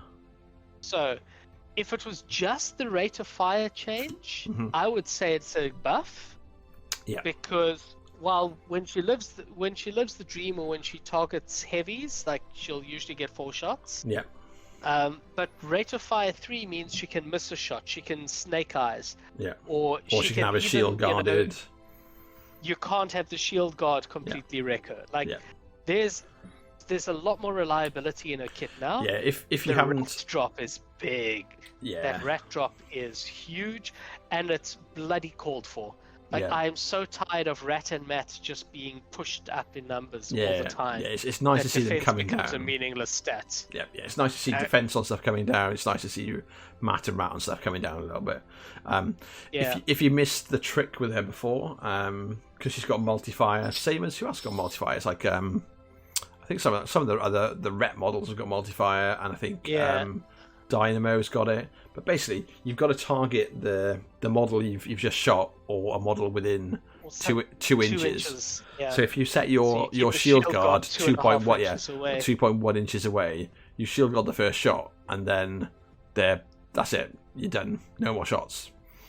So it eliminates that, and eliminates things like just getting the random double ones when you're trying to shoot a heavy, stuff like that. So I think generally it's a slight improvement for her from the gun point of view, and the rat obviously is a nerf, but it's not the end of the world. It's a slight improvement for her, but at the same time, if you had some way to drop enemy armor, which a lot of lists did, it means she's not knocking off half the health of a heavy. Yeah, she's not quite doing as much, And because, a heavy, she's typically at Rat 8 with multi-fire, she was usually hitting all 4 shots, which meant she was pumping out a lot of damage. So she's getting more reliability, but against specific targets that she should never have been targeting in the first place. Yeah. She had no right to be killing a heavy on her own, or most of a heavy on her own. Exactly. Basically. Which is what she was doing without batting an eyelid. So that's our friends Mercs, and then there's one more faction worth of changes, and then it's on to other things. So generic rules and theme changes. So minions is Azello just loses distraction, just plain loses it off his card. Okay. I'm not sure I've seen Azello cast distraction that much. I have never seen it, so whatever. Like Brad and John Henry, Eric, people that are playing Azello in Trolls and Minions, is that the end of the world? Dom, who's one of our locals, who's been picking up minions. Do you care? Azello's still really good. I'd be yeah. It's still as Azello. He's still going to be great. It's like playing Virus 2 in his heyday and losing Twister, and you'd be like, okay, that was on his card, sure. Fine, yeah, okay. So that's the one change, and the Dunian Archon becomes special issue. So this is the only change to the Dunian, is it can't be picked as a requisition option. Can't be picked as a requisition. Which I think is kind of fine, it's to bring all the Archons in line, right? So if you want Archons, pay the bloody points for them. Yeah, that's reasonable. And they're cheap. They're cheap Archons anyway, so that's just going to be like a slight change around, I guess. I don't think that'll be super impactful. But we'll see. And then Kogan's smite becomes a star attack smite. So I'm not sure how I feel about this one. I don't know if it was actually deserved. Like, I remember when Kogan was initially spoiled, I thought he was kind of shit and he would never be taken. So clearly, without seeing table time, I'm a bad judge of these things. I've found Kogan on the table to be monstrous, being able to just smite all over the place. He can be monstrous, but the thing is, like, what does he really have going for him? He's just a blunt instrument. So if he's no good as a blunt instrument, why is he on the table? He's one of those that he's one of the few on this list that I actually look at and say he may lose any good reason to be on the table as a result of this. So he's still going to be really good on the charge, right? And he's going to do a lot of damage. But I think the point is you can't like throw him in somewhere, smite away your charge target, who's then knocked down, but it's been slammed into something, and then use his corpses to basically knock down another like 2 to 6 models. So, but here's the thing, like he's a if you can knock down 8 models in an activation, it's too much. Here's the problem: he's a combat solo with no support abilities. Like he's the old style of combat solo. Yeah. And we've seen in no uncertain terms that those were not taken, that didn't do anything. The only reason you saw Kogan now is because he was a combo solo punching way above his weight class. Yeah. That's the only reason you saw him at on the table. So if he's not punching above his weight class, then kind of why are you bringing him?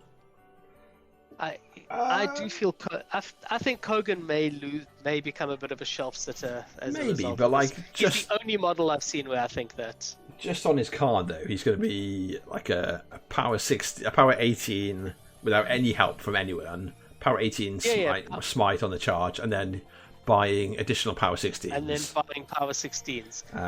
Like I think it's that's okay. Fine. It's not I don't fantastic. Think. What is he? 6 points? Yes. I don't think a 6 point like solo should be going in and basically just pinballing all these heavies, or basically destroying all these heavies on his own. It still took quite a lot of setup, which is obviously why Kruger loved him. Yes, exactly. But, because Kruger can do that. Mm-hmm. But yeah, I don't know if he justifies himself at this point. Yeah, well, we'll see, because like, who bloody knows, right? Lord of the Feast could be back in force within a month. Oh man, I'm waiting. Like, I look at Death Archons, and then I look back in time to the Lord of the Feast nerf. Yeah. It's like, still feel good about that choice, huh? Yeah, exactly. Right, so yeah, that's all the core faction changes, and then we're on to multi-factional changes. This is more like a rules change sort of section, I'd say. So the first one that we touched on earlier is just the blast immunity effects. So following abilities grant blast resistance instead of immunity to blast damage. Yes. So Ascension Command from Aurora 2, defensive action. I think that's the Rocket Man, Solid Ground, Force Field, Kinetic Field, Force Barrier, Iron Flesh, Force Mastery. They are all now give you blast resistance instead, which is +4 armor versus blast damage. I'm not sure I love this one. I actually don't think I like it much. So this is the bit that really hits Aurora hard. Yeah, this means you can scatter, because even with +4 armor, you're putting like angels up to armor 15, right? So yeah. Like and as long as you've got boostable, or signs and portents on your blast damage. Boostable, signs and portents. My biggest problem is actually my problem is that there's so much bloody high explosive in the game now. Oh yeah, that too. Blast resistance does nothing. Yeah. And the main reason I'm sad here is I keep looking at Satixus Raiders, who are not in a great space anyway. Yeah, Luke's just pointed out in the Facebook chat. Yeah, Satixus Raiders don't like this change because they get force back. They pray for force barrier, right? So they get caught by it. Like this is a unit that's really been kind of sidelined the entirety of Mark III, and this just makes it harder for them. Yeah. Armor 12 to armor 16 doesn't matter when you've got so much high explosive in the game. Yeah, high explosive, boostable, extra dice, stuff like that. Yeah, it doesn't. Yeah, it's not enough. Boostable takes kind of extra resources. I don't mind people boosting. Like that's if you're spending focus from your caster, to get boosts on it. Like fair enough. It took resources. Yeah, that took resources. I'm okay with that. Yeah. The high explosive is a real problem. Yeah, that's I think just for some scattering and killing. For some things, it's going to matter. So like, so say you bring in like flying heavies with Aurora 2, so like Teslayers or Negators. Yeah. Then the +4 armor is going to matter then.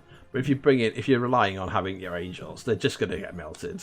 Like, yeah, they're going to get melted. Yeah, it's not going to matter. This is also why like the nerf to Gunny 2 is really not much of a nerf.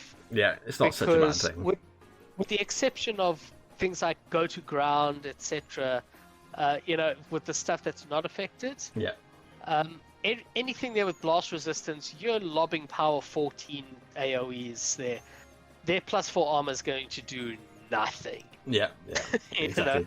There is nothing that's getting blast resistance that's actually going to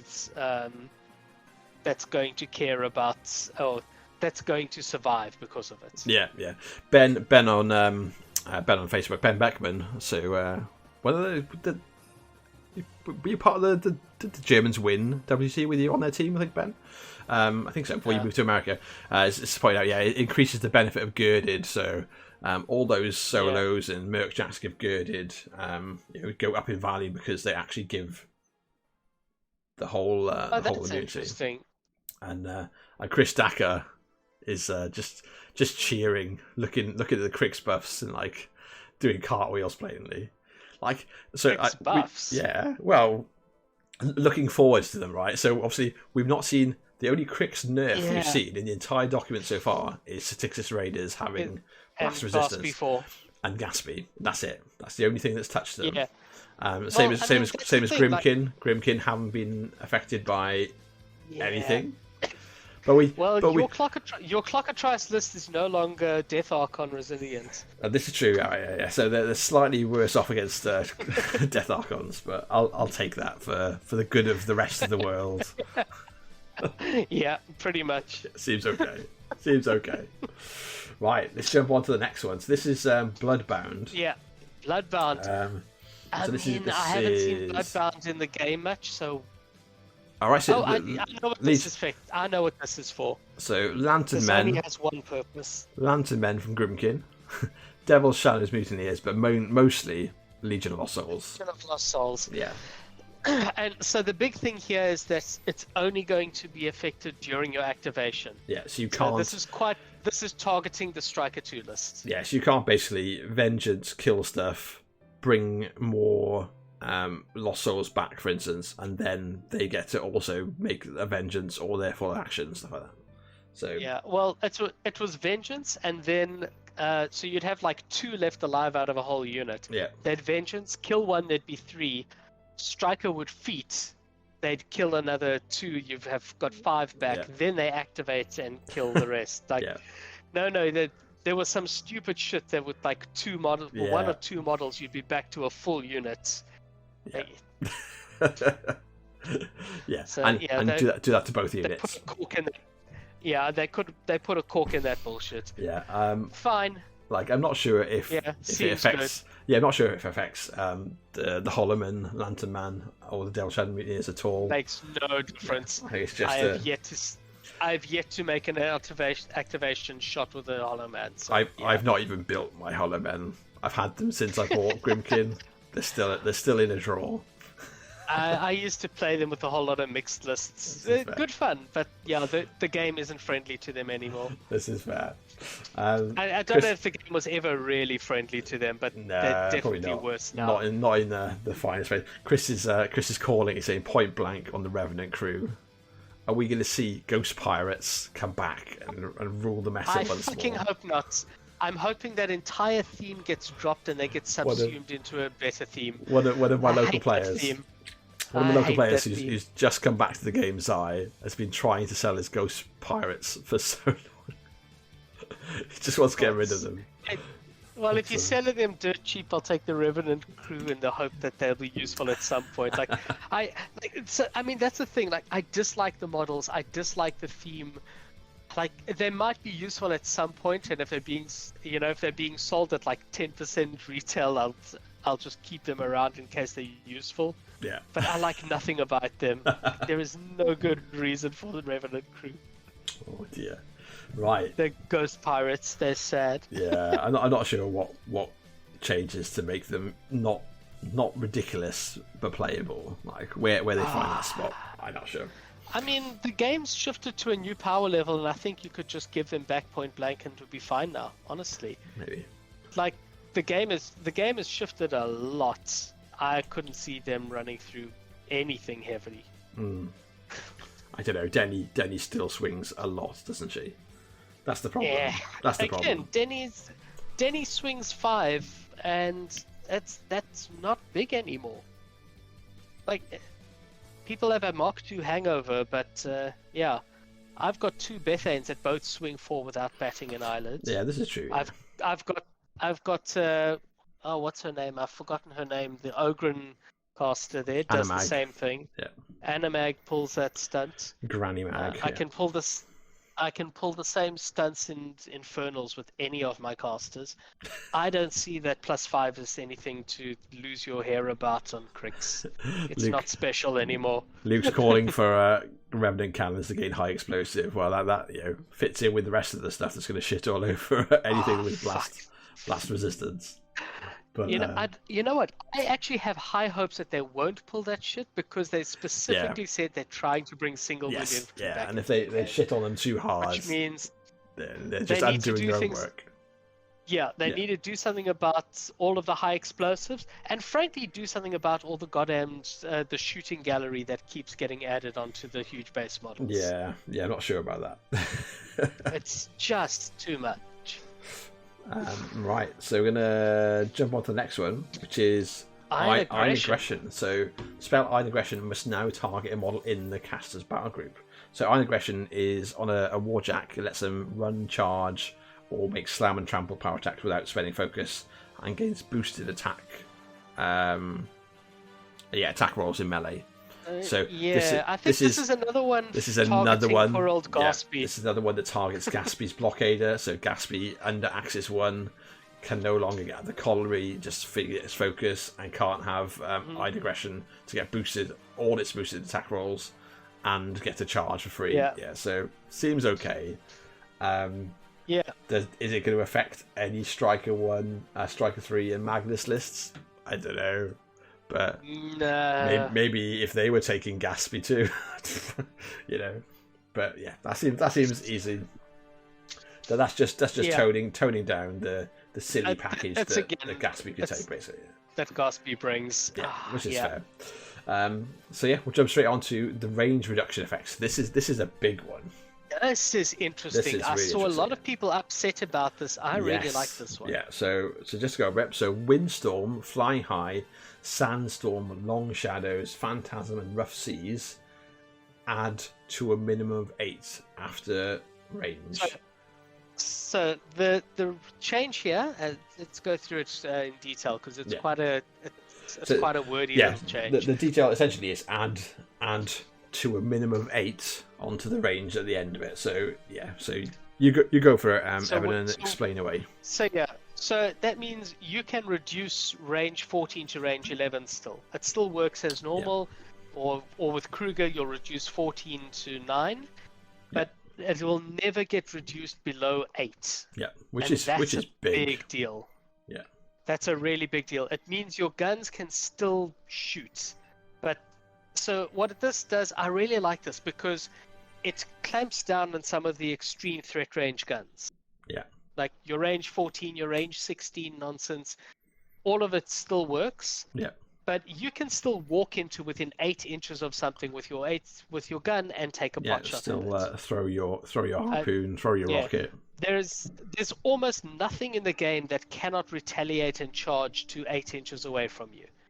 So you still have to commit. You still have to engage to use your guns. But you don't have stupid situations like Kruger casting Windstorm and suddenly Tharn Blood Trackers have lost their spears. Yeah. Like they're just gone. They've gone from range 7 to range 2. What are you wasting your time for? Yeah. At this point, you might as well charge. Yeah, like, or Tesselators for Aurora. You walk forward your Tesselators. Exactly. You're range 3. Well done. You're range 3, but if you engage in anything in melee, you can't shoot it. Yeah. So I think that's good. It just gets ridiculous, and this is a really well thought out change. Yeah, I think it shuts nuance. Yeah, it helps target that hyper long range shooting game, and means that you can still play, but you've got to be closer. You've got to close the line of engagement and actually play a game, which is good, just cool. Yeah, it means Kruger and the Old Witch are a little sad that a lot of the range 12 hand cannon type things, they're dropping 4 instead of 5. Yeah. Like, you know what? That's fine as well. Yeah. But it's I think it's a really good, really thought well. Like I said, it's a well thought out change. It's going to really change how some lists work, though. And Kruger's not going to mind that much because he's still got fucking sack pawn to all the minion models around him. So does this mean Iona can get Phantasm back? No, she's still too good. When's the last time you saw Iona on the table? I saw Iona on the table last time I went to club. So we've got a returning. I saw it up in Nottingham only because people were playing 2-year-old lists because they'd just come back to the game. Yeah, this the only reason I've seen Iona on the table. As one of our locals, I think he used to be. It certainly used to be like in the big Sheffield meta when it was Sheffield on the guard. Yeah. I don't know if he was playing in the WGC at the time, but he's come back and has been bringing like Iona and Bradagus and going, fuck playing with Kruger. I'm gonna play on hard mode, but then comes away from the game and going, Iona is still really fucking good, right? And everyone's like, yes, yes she is, yes she bloody is, yeah. But yeah, that's the range reduction. That's nice. John over on Facebook, if you type in !notify, I'll give you the update, and I'll just give you a ping whenever the channel goes live. And this next one, right? This next one is big. This is for Ben. Ben, are you paying attention, buddy? This is for you. This is big. Soul Ward becomes 5 inches instead of command. So Blight Archons, List Healers, Morrowans, Menites, Void Archons, Dunians, and High Reclaimer. 5 inches. That's big. This is another nerf to the Grimkin. I am so happy. This is so good. This is Grimkin nerf though, because it means that less things get set on fire, right? Oh no, does it mean? No, it doesn't matter. I'll shut up. It's nothing to do with that. Yeah. No, it's when you gain a soul, isn't it? When you gain a soul, yeah. You do it. So the beauty of this is they're finally saying, you know what? Let soul mechanics actually bloody work again. Yeah, which is nice. So, and if you want to protect the souls with your archons, you know what? You've got to risk him a little bit. Yeah, you have to be up in the area. Yeah, take a couple of risks. Yeah, risk reward, which just pushing that a little bit more, which is really cool. And I think that's nice. You can't protect from halfway across the table. We'll see if that comes into the game as things get buffed. So if we see Cricks really benefited from it, because obviously they were the original soul. The original capture. Soul faction. And they've been the worst Soul faction for ages because they can't get from their own troops. And Infernals as well, right? and Wormwood can. Sorry? Infernals have had it hard built in, but you've been denied basically. I mean, Infernals have always had it in theory, and 1 in 20 games you might catch a soul. But they actually built the Harvester that I'm busy assembling on my desk right now. The Harvester was specifically built that it's got an ability to get souls to get around to get around this shit because there's so much of it. Yeah. So it'd be interesting to see how that changes things, right? So you've got the option for the Soul Harvester to shoot stuff that is near an Archon, and then the rest of your stuff could just claim as normal. Yeah, that's great. Seems pretty good. Right, so we're on to themeless changes. John, thanks for the follow on Facebook, mate. So super appreciated your support. Themeless changes. A lot of these are just requisition changes. Yeah. In fact, are they all requisition changes? Yeah. But there's a theme here. They're not. They're specifically targeting a lot of the times the units as requisitions. Yeah. So the first one is for Flame in the Darkness. So the Merc / Signar / Kador one, which is 3 Battle Priests, is no longer a rec option. So 3 Battle Priests was really good. So you get basically a bunch of guys who've got Dispel on a stick. Dispel on a stick, Shield Guards, and also you don't have to take with the same unit. So you take it once, and then you've got it one of your lols, one of your precursor knights, and one spare to go somewhere else. Your mechanics, maybe, I don't know, who knows. So that's I think that's was fine. Really strong. So that's nice, just in that it's reducing the amount of shield guards on the table, because some themes just have too much access to shield guards. So that's cool. I don't think there's much more to be said about that. The next one. Yeah. Strange Bedfellows. How many points was an angel unit? So Clockwork Angels are 5 and Negation Angels are 6. Okay. But so this is the last thing in the doc that affects Bedfellows and Convergence. Mm-hmm. But you tally it all up. So the Tessellator's going up by a point each. Your army is no longer immune to blast damage functionally. It's gonna have to spread out or take it, etc. And your requisition points. I'm hearing there's some counterplay. Like I'm a bit happy here. Yeah. But this one. I think it's too much. 6-point angel units aren't. I don't know if they're too excessive. Like it doesn't feel too excessive because you get 6-point solos that are requisitions. Yeah. I think it's too much to take it off them. How badly does this actually hurt you? Like, don't you just shuffle points around and you're mostly the same? So the problem is the other rec options are Hypatia. So Hypatia can be one. Yeah. Your Colliery can be one. And you basically, and probably your Jack you take with Gatsby if you take like a Shrike. So you take a 6-point Jack, and that covers you, and then you just spend your points on buying the angels. Why would the 6-point Jack isn't a rec option though? Yeah. Oh, is it? Yeah. Really? So you take two 6-point Jacks. You take your Colliery, and you take like a Shrike on Gatsby. And then you take Aurora, and then you take Hypatia, and that's your 3 rec options, and just pay the 6 points for each of your Negation Angels. So so I kind of feel like it's unnecessary. Yeah, it's like unnecessary. It's like just basically it's like unnecessary. I think there's a principle here. I don't think they've left any units as rec options. So this is the point that I was going to make, is that I think it's unnecessary because it stifles how much you can play around with in Bedfellows. So between having lost immunity to blast damage if functionally, and not being able to take the angels for free, it means if you wanted to play a proper infantry based angel list where you take three lots of angels, you can just shuffle the points around and you play the exact same list. But if you want to take 3 units of negation angels, 3 units of clockwork angels, then you're suddenly a lot tighter on points. What have you described that you would not have taken? The light jack on Gatsby, the corollary. Were you not taking those anyway? So you might not take Gatsby anymore, right? But maybe not anymore. But I'm saying your previous list. Yeah. This change would have made no difference. You just shuffle where your rec options. But a lot of the Aurora lists are only taking 3 negation angels. So I'm saying that it basically puts a bit of a dampener on you if you wanted to go further into buying more infantry side. Or infantry. Yeah. I mean, I've seen. Yeah, like I say, I've seen. It's not too bad. I've seen less. I've never seen an Aurora list that doesn't have a corollary and a light on Gatsby. This is true. Yeah.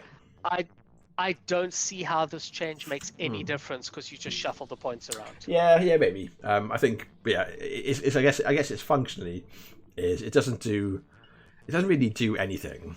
It doesn't like there's not much point to it.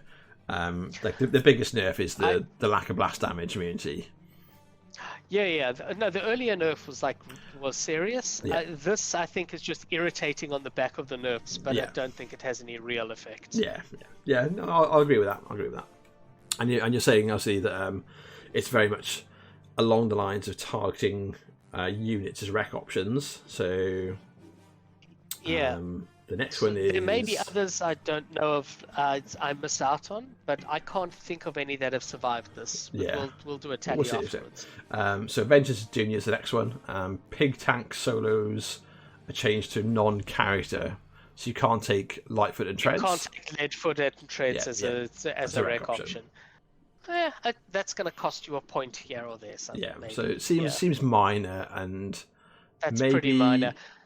Maybe adds up between having to pay for your Julians and then not having him for instance. So it hurts trolls a little bit, I think.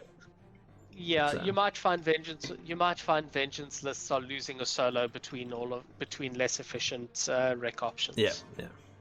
The next one though is significant. This has caused tears. So this is one that's broken. And everyone who's not a Menoth player is saying about fucking time. Yeah. So this is probably like a year late, which is Faithful Masses lose the ability to take initiates of the wall as a rec option. They should never have been able to do it. So there are 7 point units. It's a 7-point shield guards with armor 22. Is it when they're all base to base? No, I think they're armor 22. No, they're armor 21, but with 5 goddamn boxes. Yeah. And then they've got set defense as well. If you want to go into melee. Yeah, I mean. Over on Twitch, Chapter Master Cantor, Justice for Menoth. This is Justice for Menoth, right? This is justice. Menoth has been complaining and crying out for another theme for like 2 years.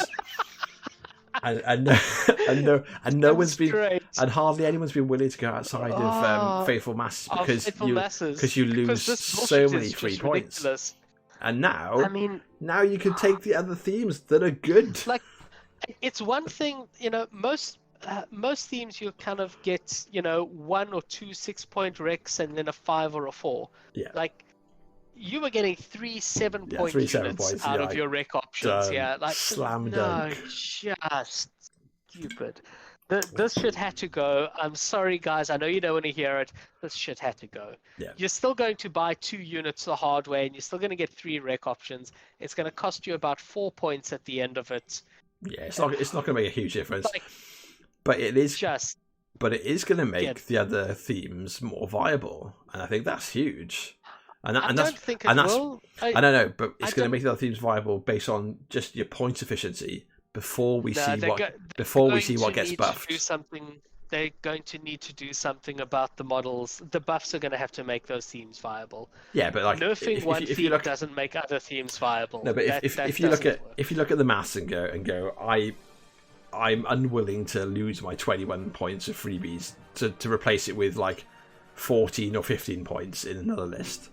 But but when you go, this list also will have like bastions are blatantly going to get a bastions and like exemplar errands, for instance, all go get a buff next month. Let's say, suddenly Menoth's going to have like this floodgates open where their potential like competitive lists are going to skyrocket, and you'll be like. Start looking at Cyrenia where she was meant to be in exemplars. Oi, don't give people ideas like that. Not Cyrenia. Come on, don't be part of the problem, man. Cyrenia. This is my prediction, right? Cyrenia is going to rule the Menoth meta for the next year, based on the back of this change, right? The exemplar theme is going to get buffed. The various parts of it are going to get buffed. What is the world coming to where I'm hoping for a return to hobby? But we'll see. So if you're a Menoth player, rejoice instead of despair. Cyrenia and her glorious exemplars are coming to town for Christmas. I have great hopes in them paying good attention to the very much underloved. What's it called? Guardians of the Temple. Well, all of them. All of the infantry. Yeah. That helps the exemplars. That does a whole lot to fix up.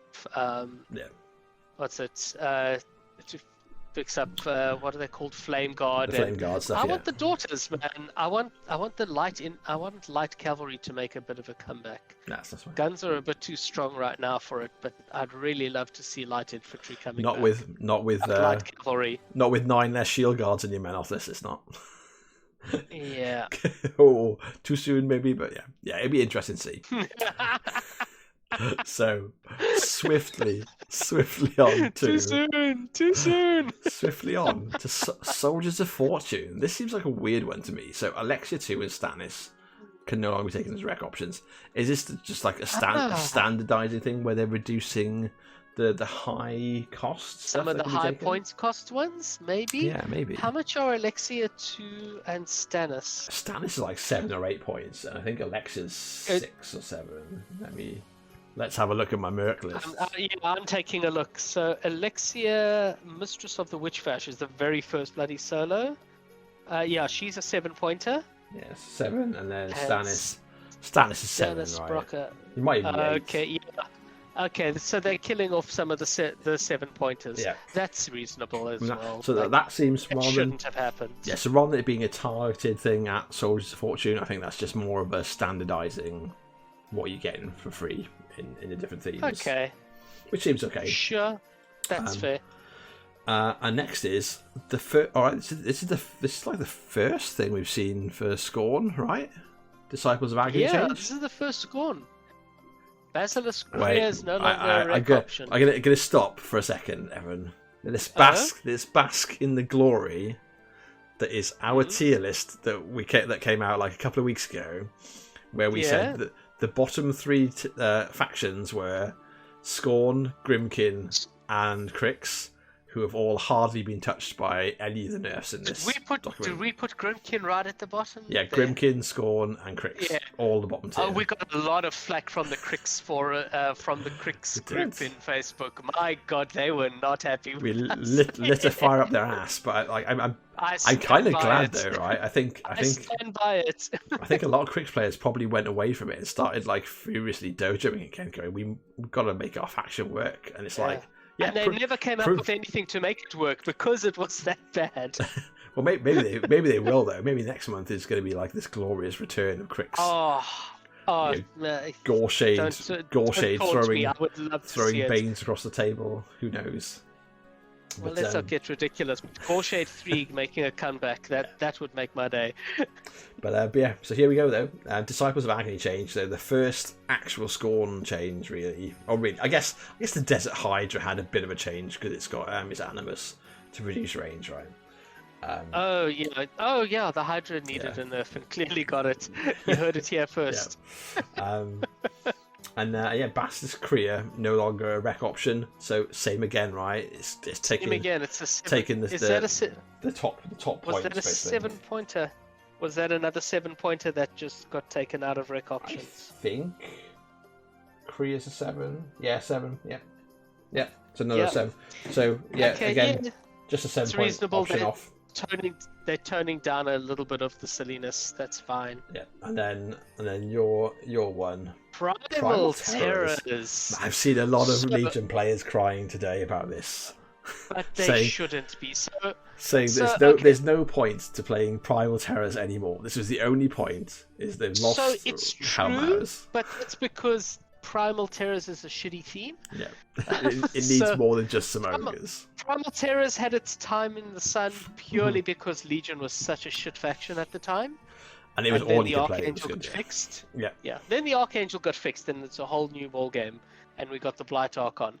But so Hellmouths are good. They're really good. I don't think they're overpowered, but I'm a Legion player, so take that with a grain of salt. I don't think they are. I think they've been around. They've been around. Your points for them. They've been around so long that people understand how to use them, how to play against them, how to play with them, how to play into them, and the problems. I think more experienced Legion players will play more defensively with them. So really, even if it means giving up, hang them back behind a house and just contest the zone give up. You might give up 2 to 4 inches of your deployment, but then it means that Hellmouth isn't getting killed, and you've just got free tentacles every turn. until or turn you 7. just treat it as something up front that takes a hit instead of one of your heavies. Like there's a lot you can do. Hellmouths are good. Hellmouths are really good. Not being a rec option, they're only a 6-point unit. I don't know that they needed to be people are buying taken them off the list. People are buying them in other themes, so yeah, I'm playing two. I'm playing 2 in my Ravens list. I'm paying the points for them. I don't begrudge it. Luke's playing them and paying for them in Ravens as well. Yeah. So it'd be nice to see. Primal Terrors have a bit of a double Archangel's got 2. Yeah. The real problem with this nerf, it's similar to your complaint about Strange Bedfellows, although I think a little worse. Do you just rejig your points? No, it's a lot worse. There just aren't that many options that are rec options in Primal Terrors. So you end up taking things that are few rec options. less worthwhile. So you take Gorag. I'm going to pull it up quickly. So Gorag's a 6-point. Gorag Rotten Eye. Then I guess Gorag. Gorag only applies if you're bringing what's the name? Warmongers. Yeah. So there are war spears, and most of the time you probably want to bring double chosen, which means you can't bring Gorag. So Gorag you might bring him, but if it depends on your build. Yeah. I think you'll often try and fit in a min unit just to take the map fixer, just to give everyone your squinty eye. Yeah. Oh, sorry, Gorag. Oh, yeah. So, what's your other option? Gorag, Amok, War Chieftain. So Amok most of the time. Although I must say, I was trying. The last Primal Terrors list I was trying to build was with the twins who can't bring Amok. Yes. But most of the time you'll bring Amok. For twins. So UAs, again, that's only if you're bringing War Spears or Warmongers, which is probably not the case most of the time. You don't have a UA for the Chosen, so you're really just left with the Solo, which isn't great, and Amok. Yeah. So the theme has a problem that it just doesn't have enough. Enough good choices. Some other options. Yeah. The theme needs some other rec options, which is a bit of a problem. Yeah, no, I think that's a fair assessment. Yeah, I think they need a bit of a tweak maybe when it comes around. Yeah, I don't feel like it's unfair to make you pay the bloody points for Hellmouths. Hellmouths are, they're worth. They're nasty. They're worth. They're worth the price of investment. The theme needs more options for requisitions. Yeah, that's the real problem. Yeah, it would be easily solved if they just put out a UA for a UA or a solo that was a chosen. Yeah, a chosen UA or solo would fix it. Yeah, it's not hard to just do. Yeah, this is the chosen, not a dragoon, I guess, because how would you dismount them? But a chosen, just a chosen cavalry solo. Yeah, that would probably be too expensive. But if you could put a chosen UA, it would actually be a first. I don't think there are any cavalry UAs in the game. No, I don't think there are, but there are cavalry buffing solos. So you look at what's her name in for the Storm Knights. You just got to be careful with the points cost because again they're not allowing any high 7 points plus, up. Yeah. Any 7 point plus requisition options. Yeah. And it's hard to justify a cavalry model at less than 7 points. So. Yeah, I think so. Yeah, it's not an easy one, but this nerf kind of leaves Primal Terrors in a weird position. Yeah. The bright side is I don't care too much because I hate Primal Terrors. Yeah, I think I'm seeing Ravens as a Legion player. Yeah, I'm seeing Ravens and Children of the Dragon played, and occasionally Oracles. And you see people messing around with oracles and then leaving them and going back to better things. Yeah, oracles need. Yeah, we don't.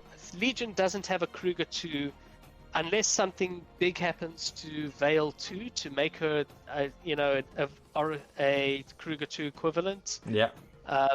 Legion needs a way to make minions and mercs friendly faction if it's going to make oracles work. It's not handy enough.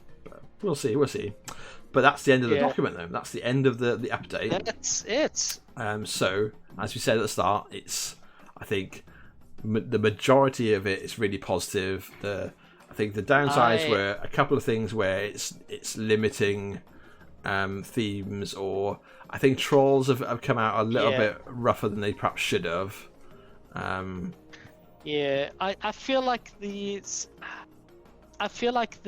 Infernal nerf was one that they'd spotted and had on the cards for a while. Yeah. And was justified when they spotted it, and they waited so long to implement it, and they it might was no not longer be as necessary. Yeah, possibly. Yeah. That the game overtook the point where it was necessary. Yeah. I don't think it's that terrible, and I'm still excited to play my Harvester and get my Infernals out again. So I don't feel it's a terrible nerf. I've got an event, not this.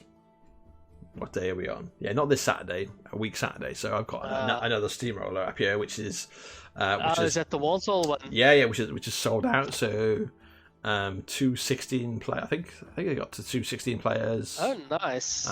So Chris, who was in the chat, that's running it, is like suggested he does something a little like a round robin where you do your first round, that would then essentially put you into a pool with all of the people that came that number. So all the people that won their first game will go into one pod. Everyone that came second will go into another pod, something like that. I'm not sure the exact details. Yeah. I read it and I kind of sort of went in one ear out the other, because I was just like, he's a good guy. He's going to run a good event. I'm happy if he wants to, however he wants to run it. I'll be happy to be there. So I didn't need to pay much more attention. You trust him to do it right, and you're not going to get fussed over the details. Yeah. I'm happy that I'll go and I'll play a bunch of games. It's not too far from It's like, I don't know, maybe like an hour or so for us from. That's not bad. Which isn't bad. But Nathan, one of our locals, lives 10 minutes down the road from me and has to come past my house essentially to go onto the motorway. So it's a no-brainer. Myself and Dan were considering it, but it's just that little bit far. Because Ryan's coming up, right? Ryan from Fishgourd is coming up for it from London. Yeah, Ryan's on the other side of London. Right. Okay. I guess that makes a difference, right? If you've got to spend an hour or more to travel across London in the first place before you even start. Ryan basically knocks. He's actually not in London. He's outside of London. Ryan basically knocks an hour and a half off the travel time that we would have taken. Yeah, it makes a difference. Makes a difference. Yeah. Sam, thanks for the follow. That's appreciated. Luke has asked on Facebook, are the changes enough to shift the meta, or do you think we'll have to wait for the buffs? This is a weird one. Are.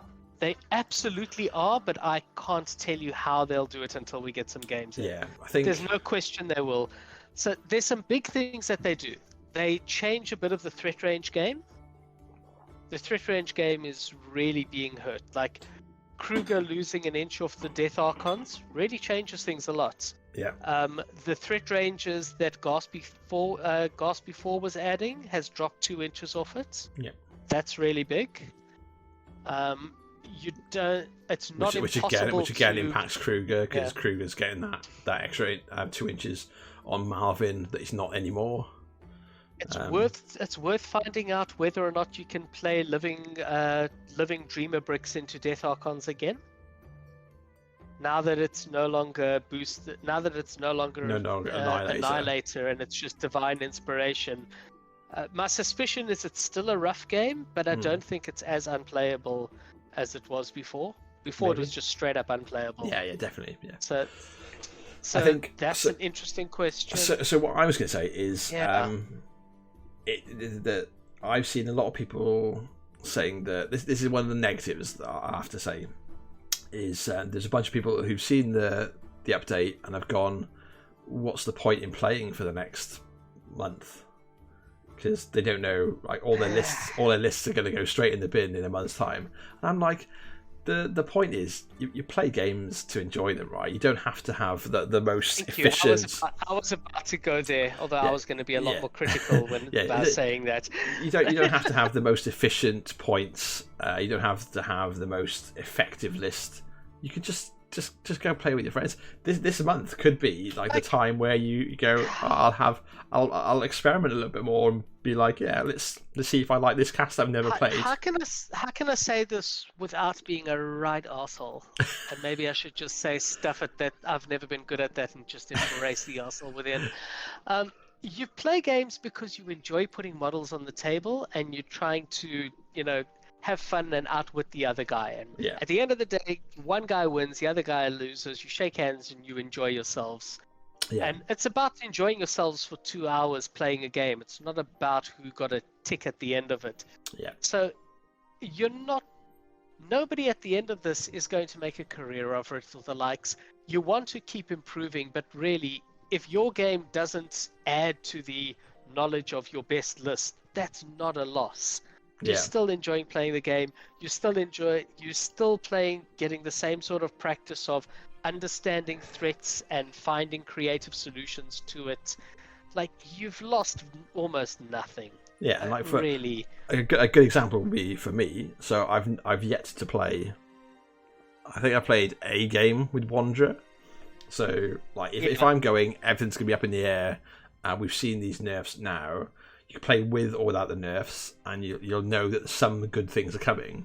But like for the next month, I could be like, I'll play Wanderer a bunch, and it's for me to learn Wanderer as a caster rather than to learn the army. Yeah. And then in a month's time, when things change, I go, right, this is how I'll change it. And I know I'm going to be talking to the wall because there are always people who love to take changes before they've dropped. My recommendation is just ignore the changes and play the game you're enjoying now for the next month. Yeah. Because otherwise you've got this stupid negotiation every time you play someone. Can we do this? Can we do that? I want to play with the new nerfs. Like, okay, sure, but you're using a Blight Archon and your points aren't right anymore. Do you want to change your list? Like, no, fuck off. Just play the game in front of you.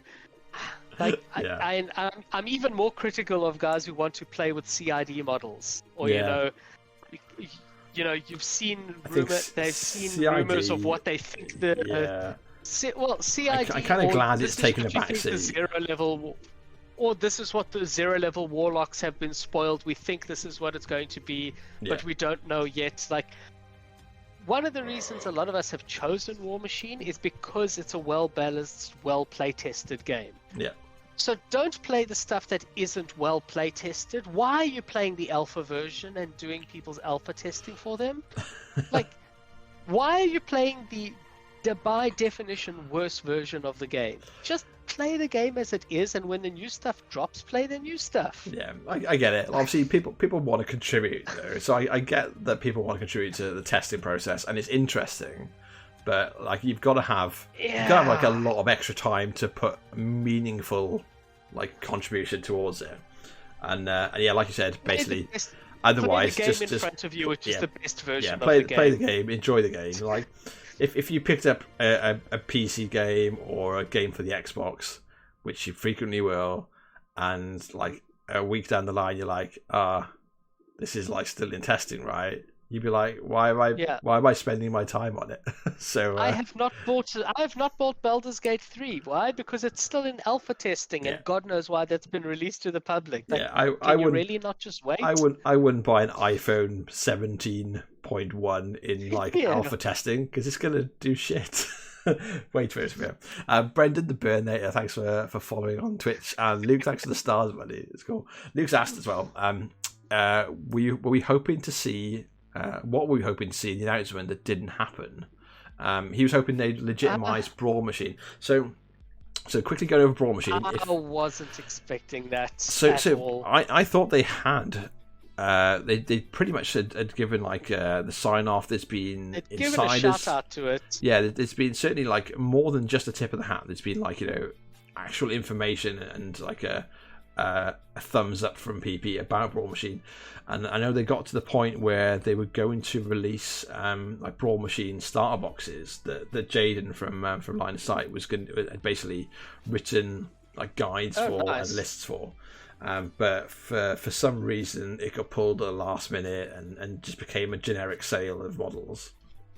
which is really sad. That's a pity. That could have been interesting. Because I think, yeah, like I'm totally with anyone that I've yet to play a game of Warmachine. I've looked at lists. Yeah, likewise. But bloody hell, I've also seen so many people come into the game or come back to the game and start with Warmachine. I think it's been fantastic for the community.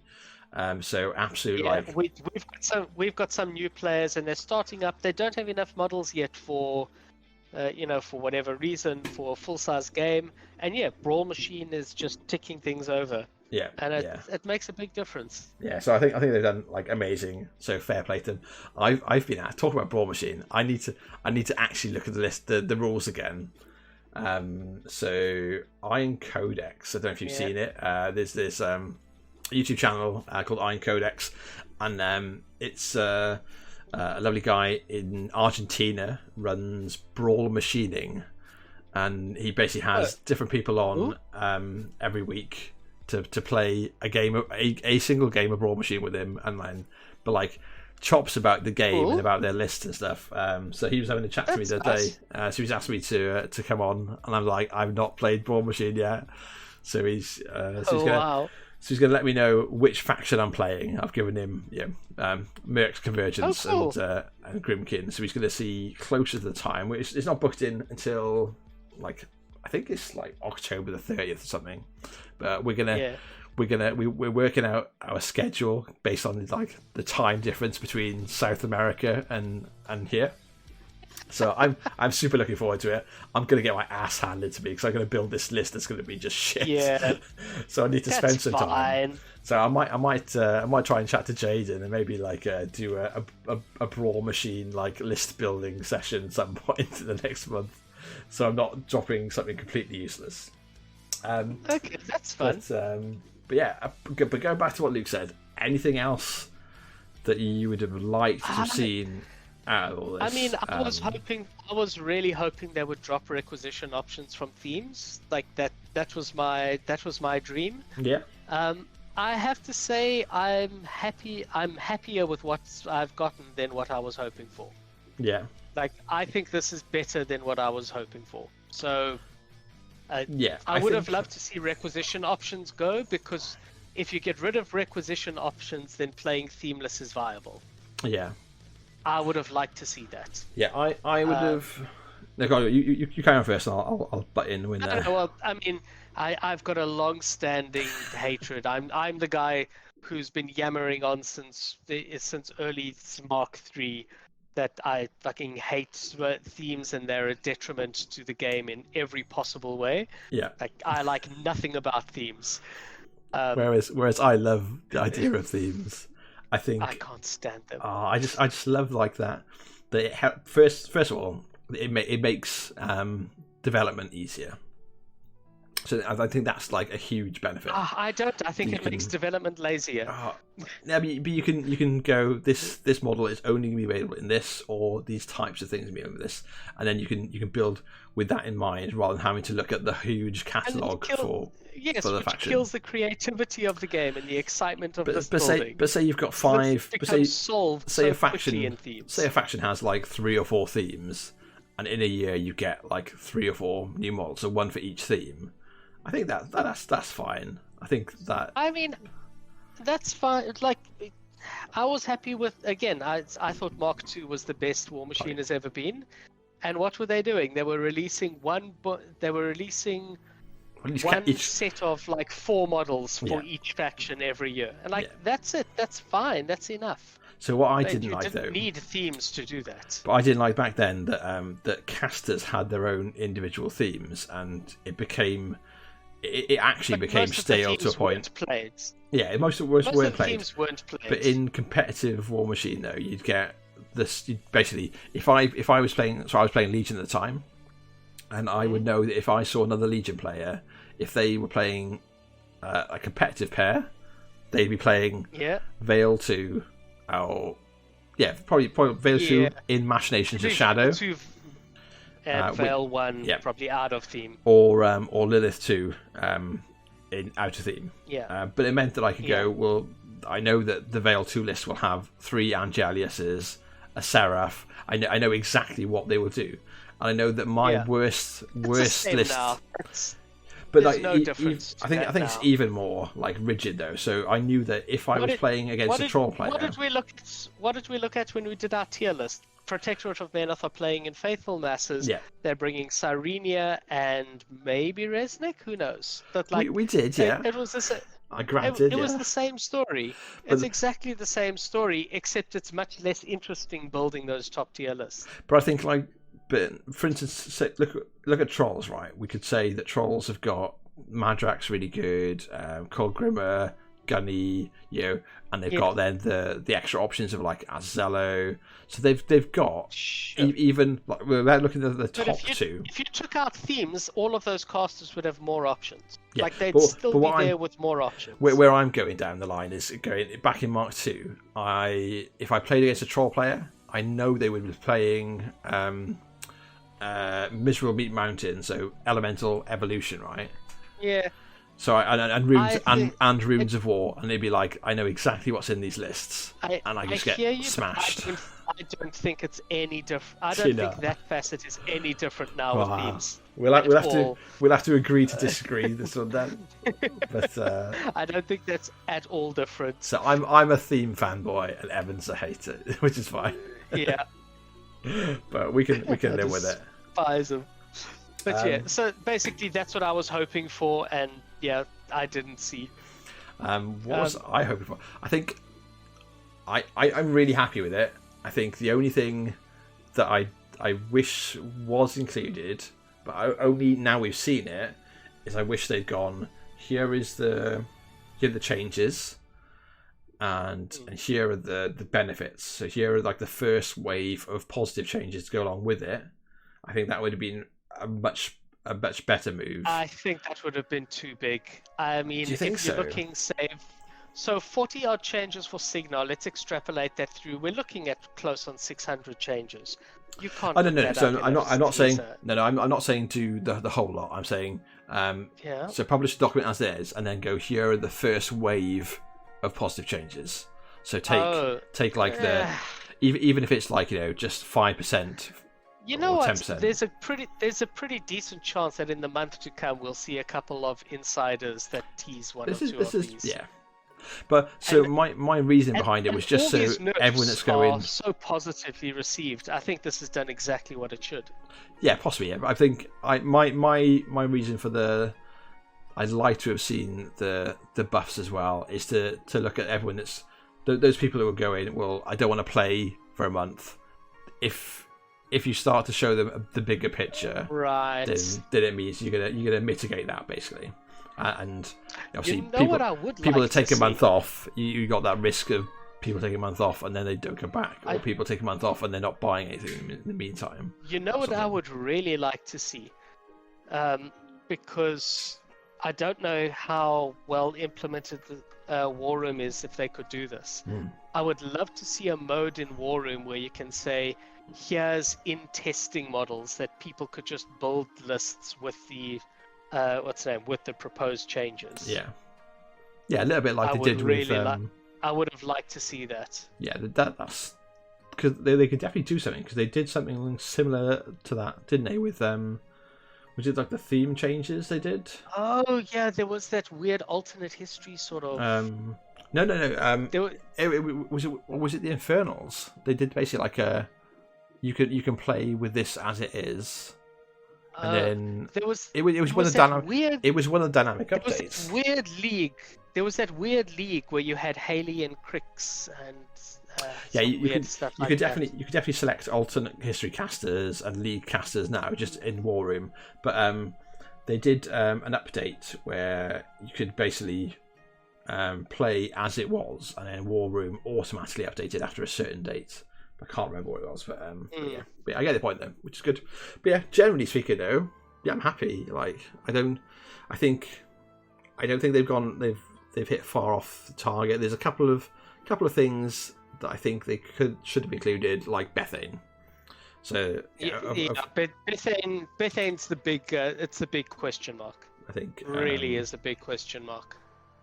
But apart from Bethane, is there anyone else you think that should have been knocked down. I can't think of anyone. Like, this was a really... All the problem casters were addressed. Sarenia gives me fits, but she's doing what she's supposed to do in the faction that's supposed to do it. So, you know, she's supposed to make me annoyed. That's her job. I cannot think... I mean, I'm still a little raw about the Judicator having Divine Inspiration on all its attacks. I'd like to see that get paired back. Basically because anyone who plays Menoth who's listening to this doesn't hate me enough already. So, you know, let's just really pile in on that one. Yeah, the only thing I can think of that could maybe use a fix is, the Judicator really shouldn't have Divine Inspiration on everything. Yeah. Like, maybe just on the pontoons. Like, that's it. So, looking back at our tier list as an example, right? So if we said these factions are the S tier and are the easiest to rein back in a little bit, we go Kruger, which is at the very top with Circle. So obviously Kruger's lost a bunch of his defense against guns. Yeah, he's lost a bunch all of his favorite toys. Yeah, basically, he's basically lost a bunch of toys, and he's lost a bunch of defensive tech, which is good. Legion were next, and Legion obviously, as we've discussed, should have had maybe a touch on Bethane. Legion are the elephant in the room that that definitely needed a look at. And hopefully, because it's not in play, so maybe Faye will take like community feedback in, and Bethany will have some tweaks. Next we had Retribution, and we talked about Tridents and Falseer mainly. Retribution, got hit on all the big things that needed takes hitting. Takes it back in. We had Infernals, although I had to fight you for it, so maybe the armor nerf is or isn't justified. You know, we'll see. maybe some of the big stuff that's scary getting nerfed back a little bit means that the Infernals nerf is justified. Yeah, it may well be. Yeah, possibly. And then the last one we had in S tier was Minions, and obviously they've lost a bunch of strength from the Death Archons, which were running rampant. Lost a spell I didn't know he had. Yeah, but mostly Death Archons. But Boomhowler and Death Archons were the really big hits there. And Scythe, Scythe all over the show. Yes, true. Scythe, and it's weird, like Scythe's more reliable, but Scythe was only obnoxious when she got all 4 hits in. Yeah. That's when Scythe felt bullshit, and that's taken away. So that's big. But she's still going to be hitting heavies. She's still going to be good. She's also, that drop to Rat 7 is a really big deal. And that's a really big deal against infantry as well, right? That's the big thing. Against infantry, and your defense 11, defense 12 heavies are suddenly not getting hit by everything. Yeah, a little bit safer. So hopefully that answers your question, Nick. I think that's I think it shows that I think they have done like a really tier list really good holding choice. Up quite well. Our 3 bottom tiers all didn't get nerfed. Yeah. Well, Crick's got nerfed through Gaspy, but really, who's more targeted. That was more targeted at Convergence and Mercs. And Mercs, I think so. Yeah. And at Crick's. But yeah, I think that's us done though. I think we've covered everything. It's really good. Yeah, I'm super looking forward. I'm going to be carrying on. I am so excited. Playing stuff. I'm upset that I'm camping this weekend and I can't arrange a game. I am so excited to play again. Yeah, I've got a game. Well, I did have a game lined up on Monday versus our local Kruger player. So I don't know if he's going to want to be carrying on.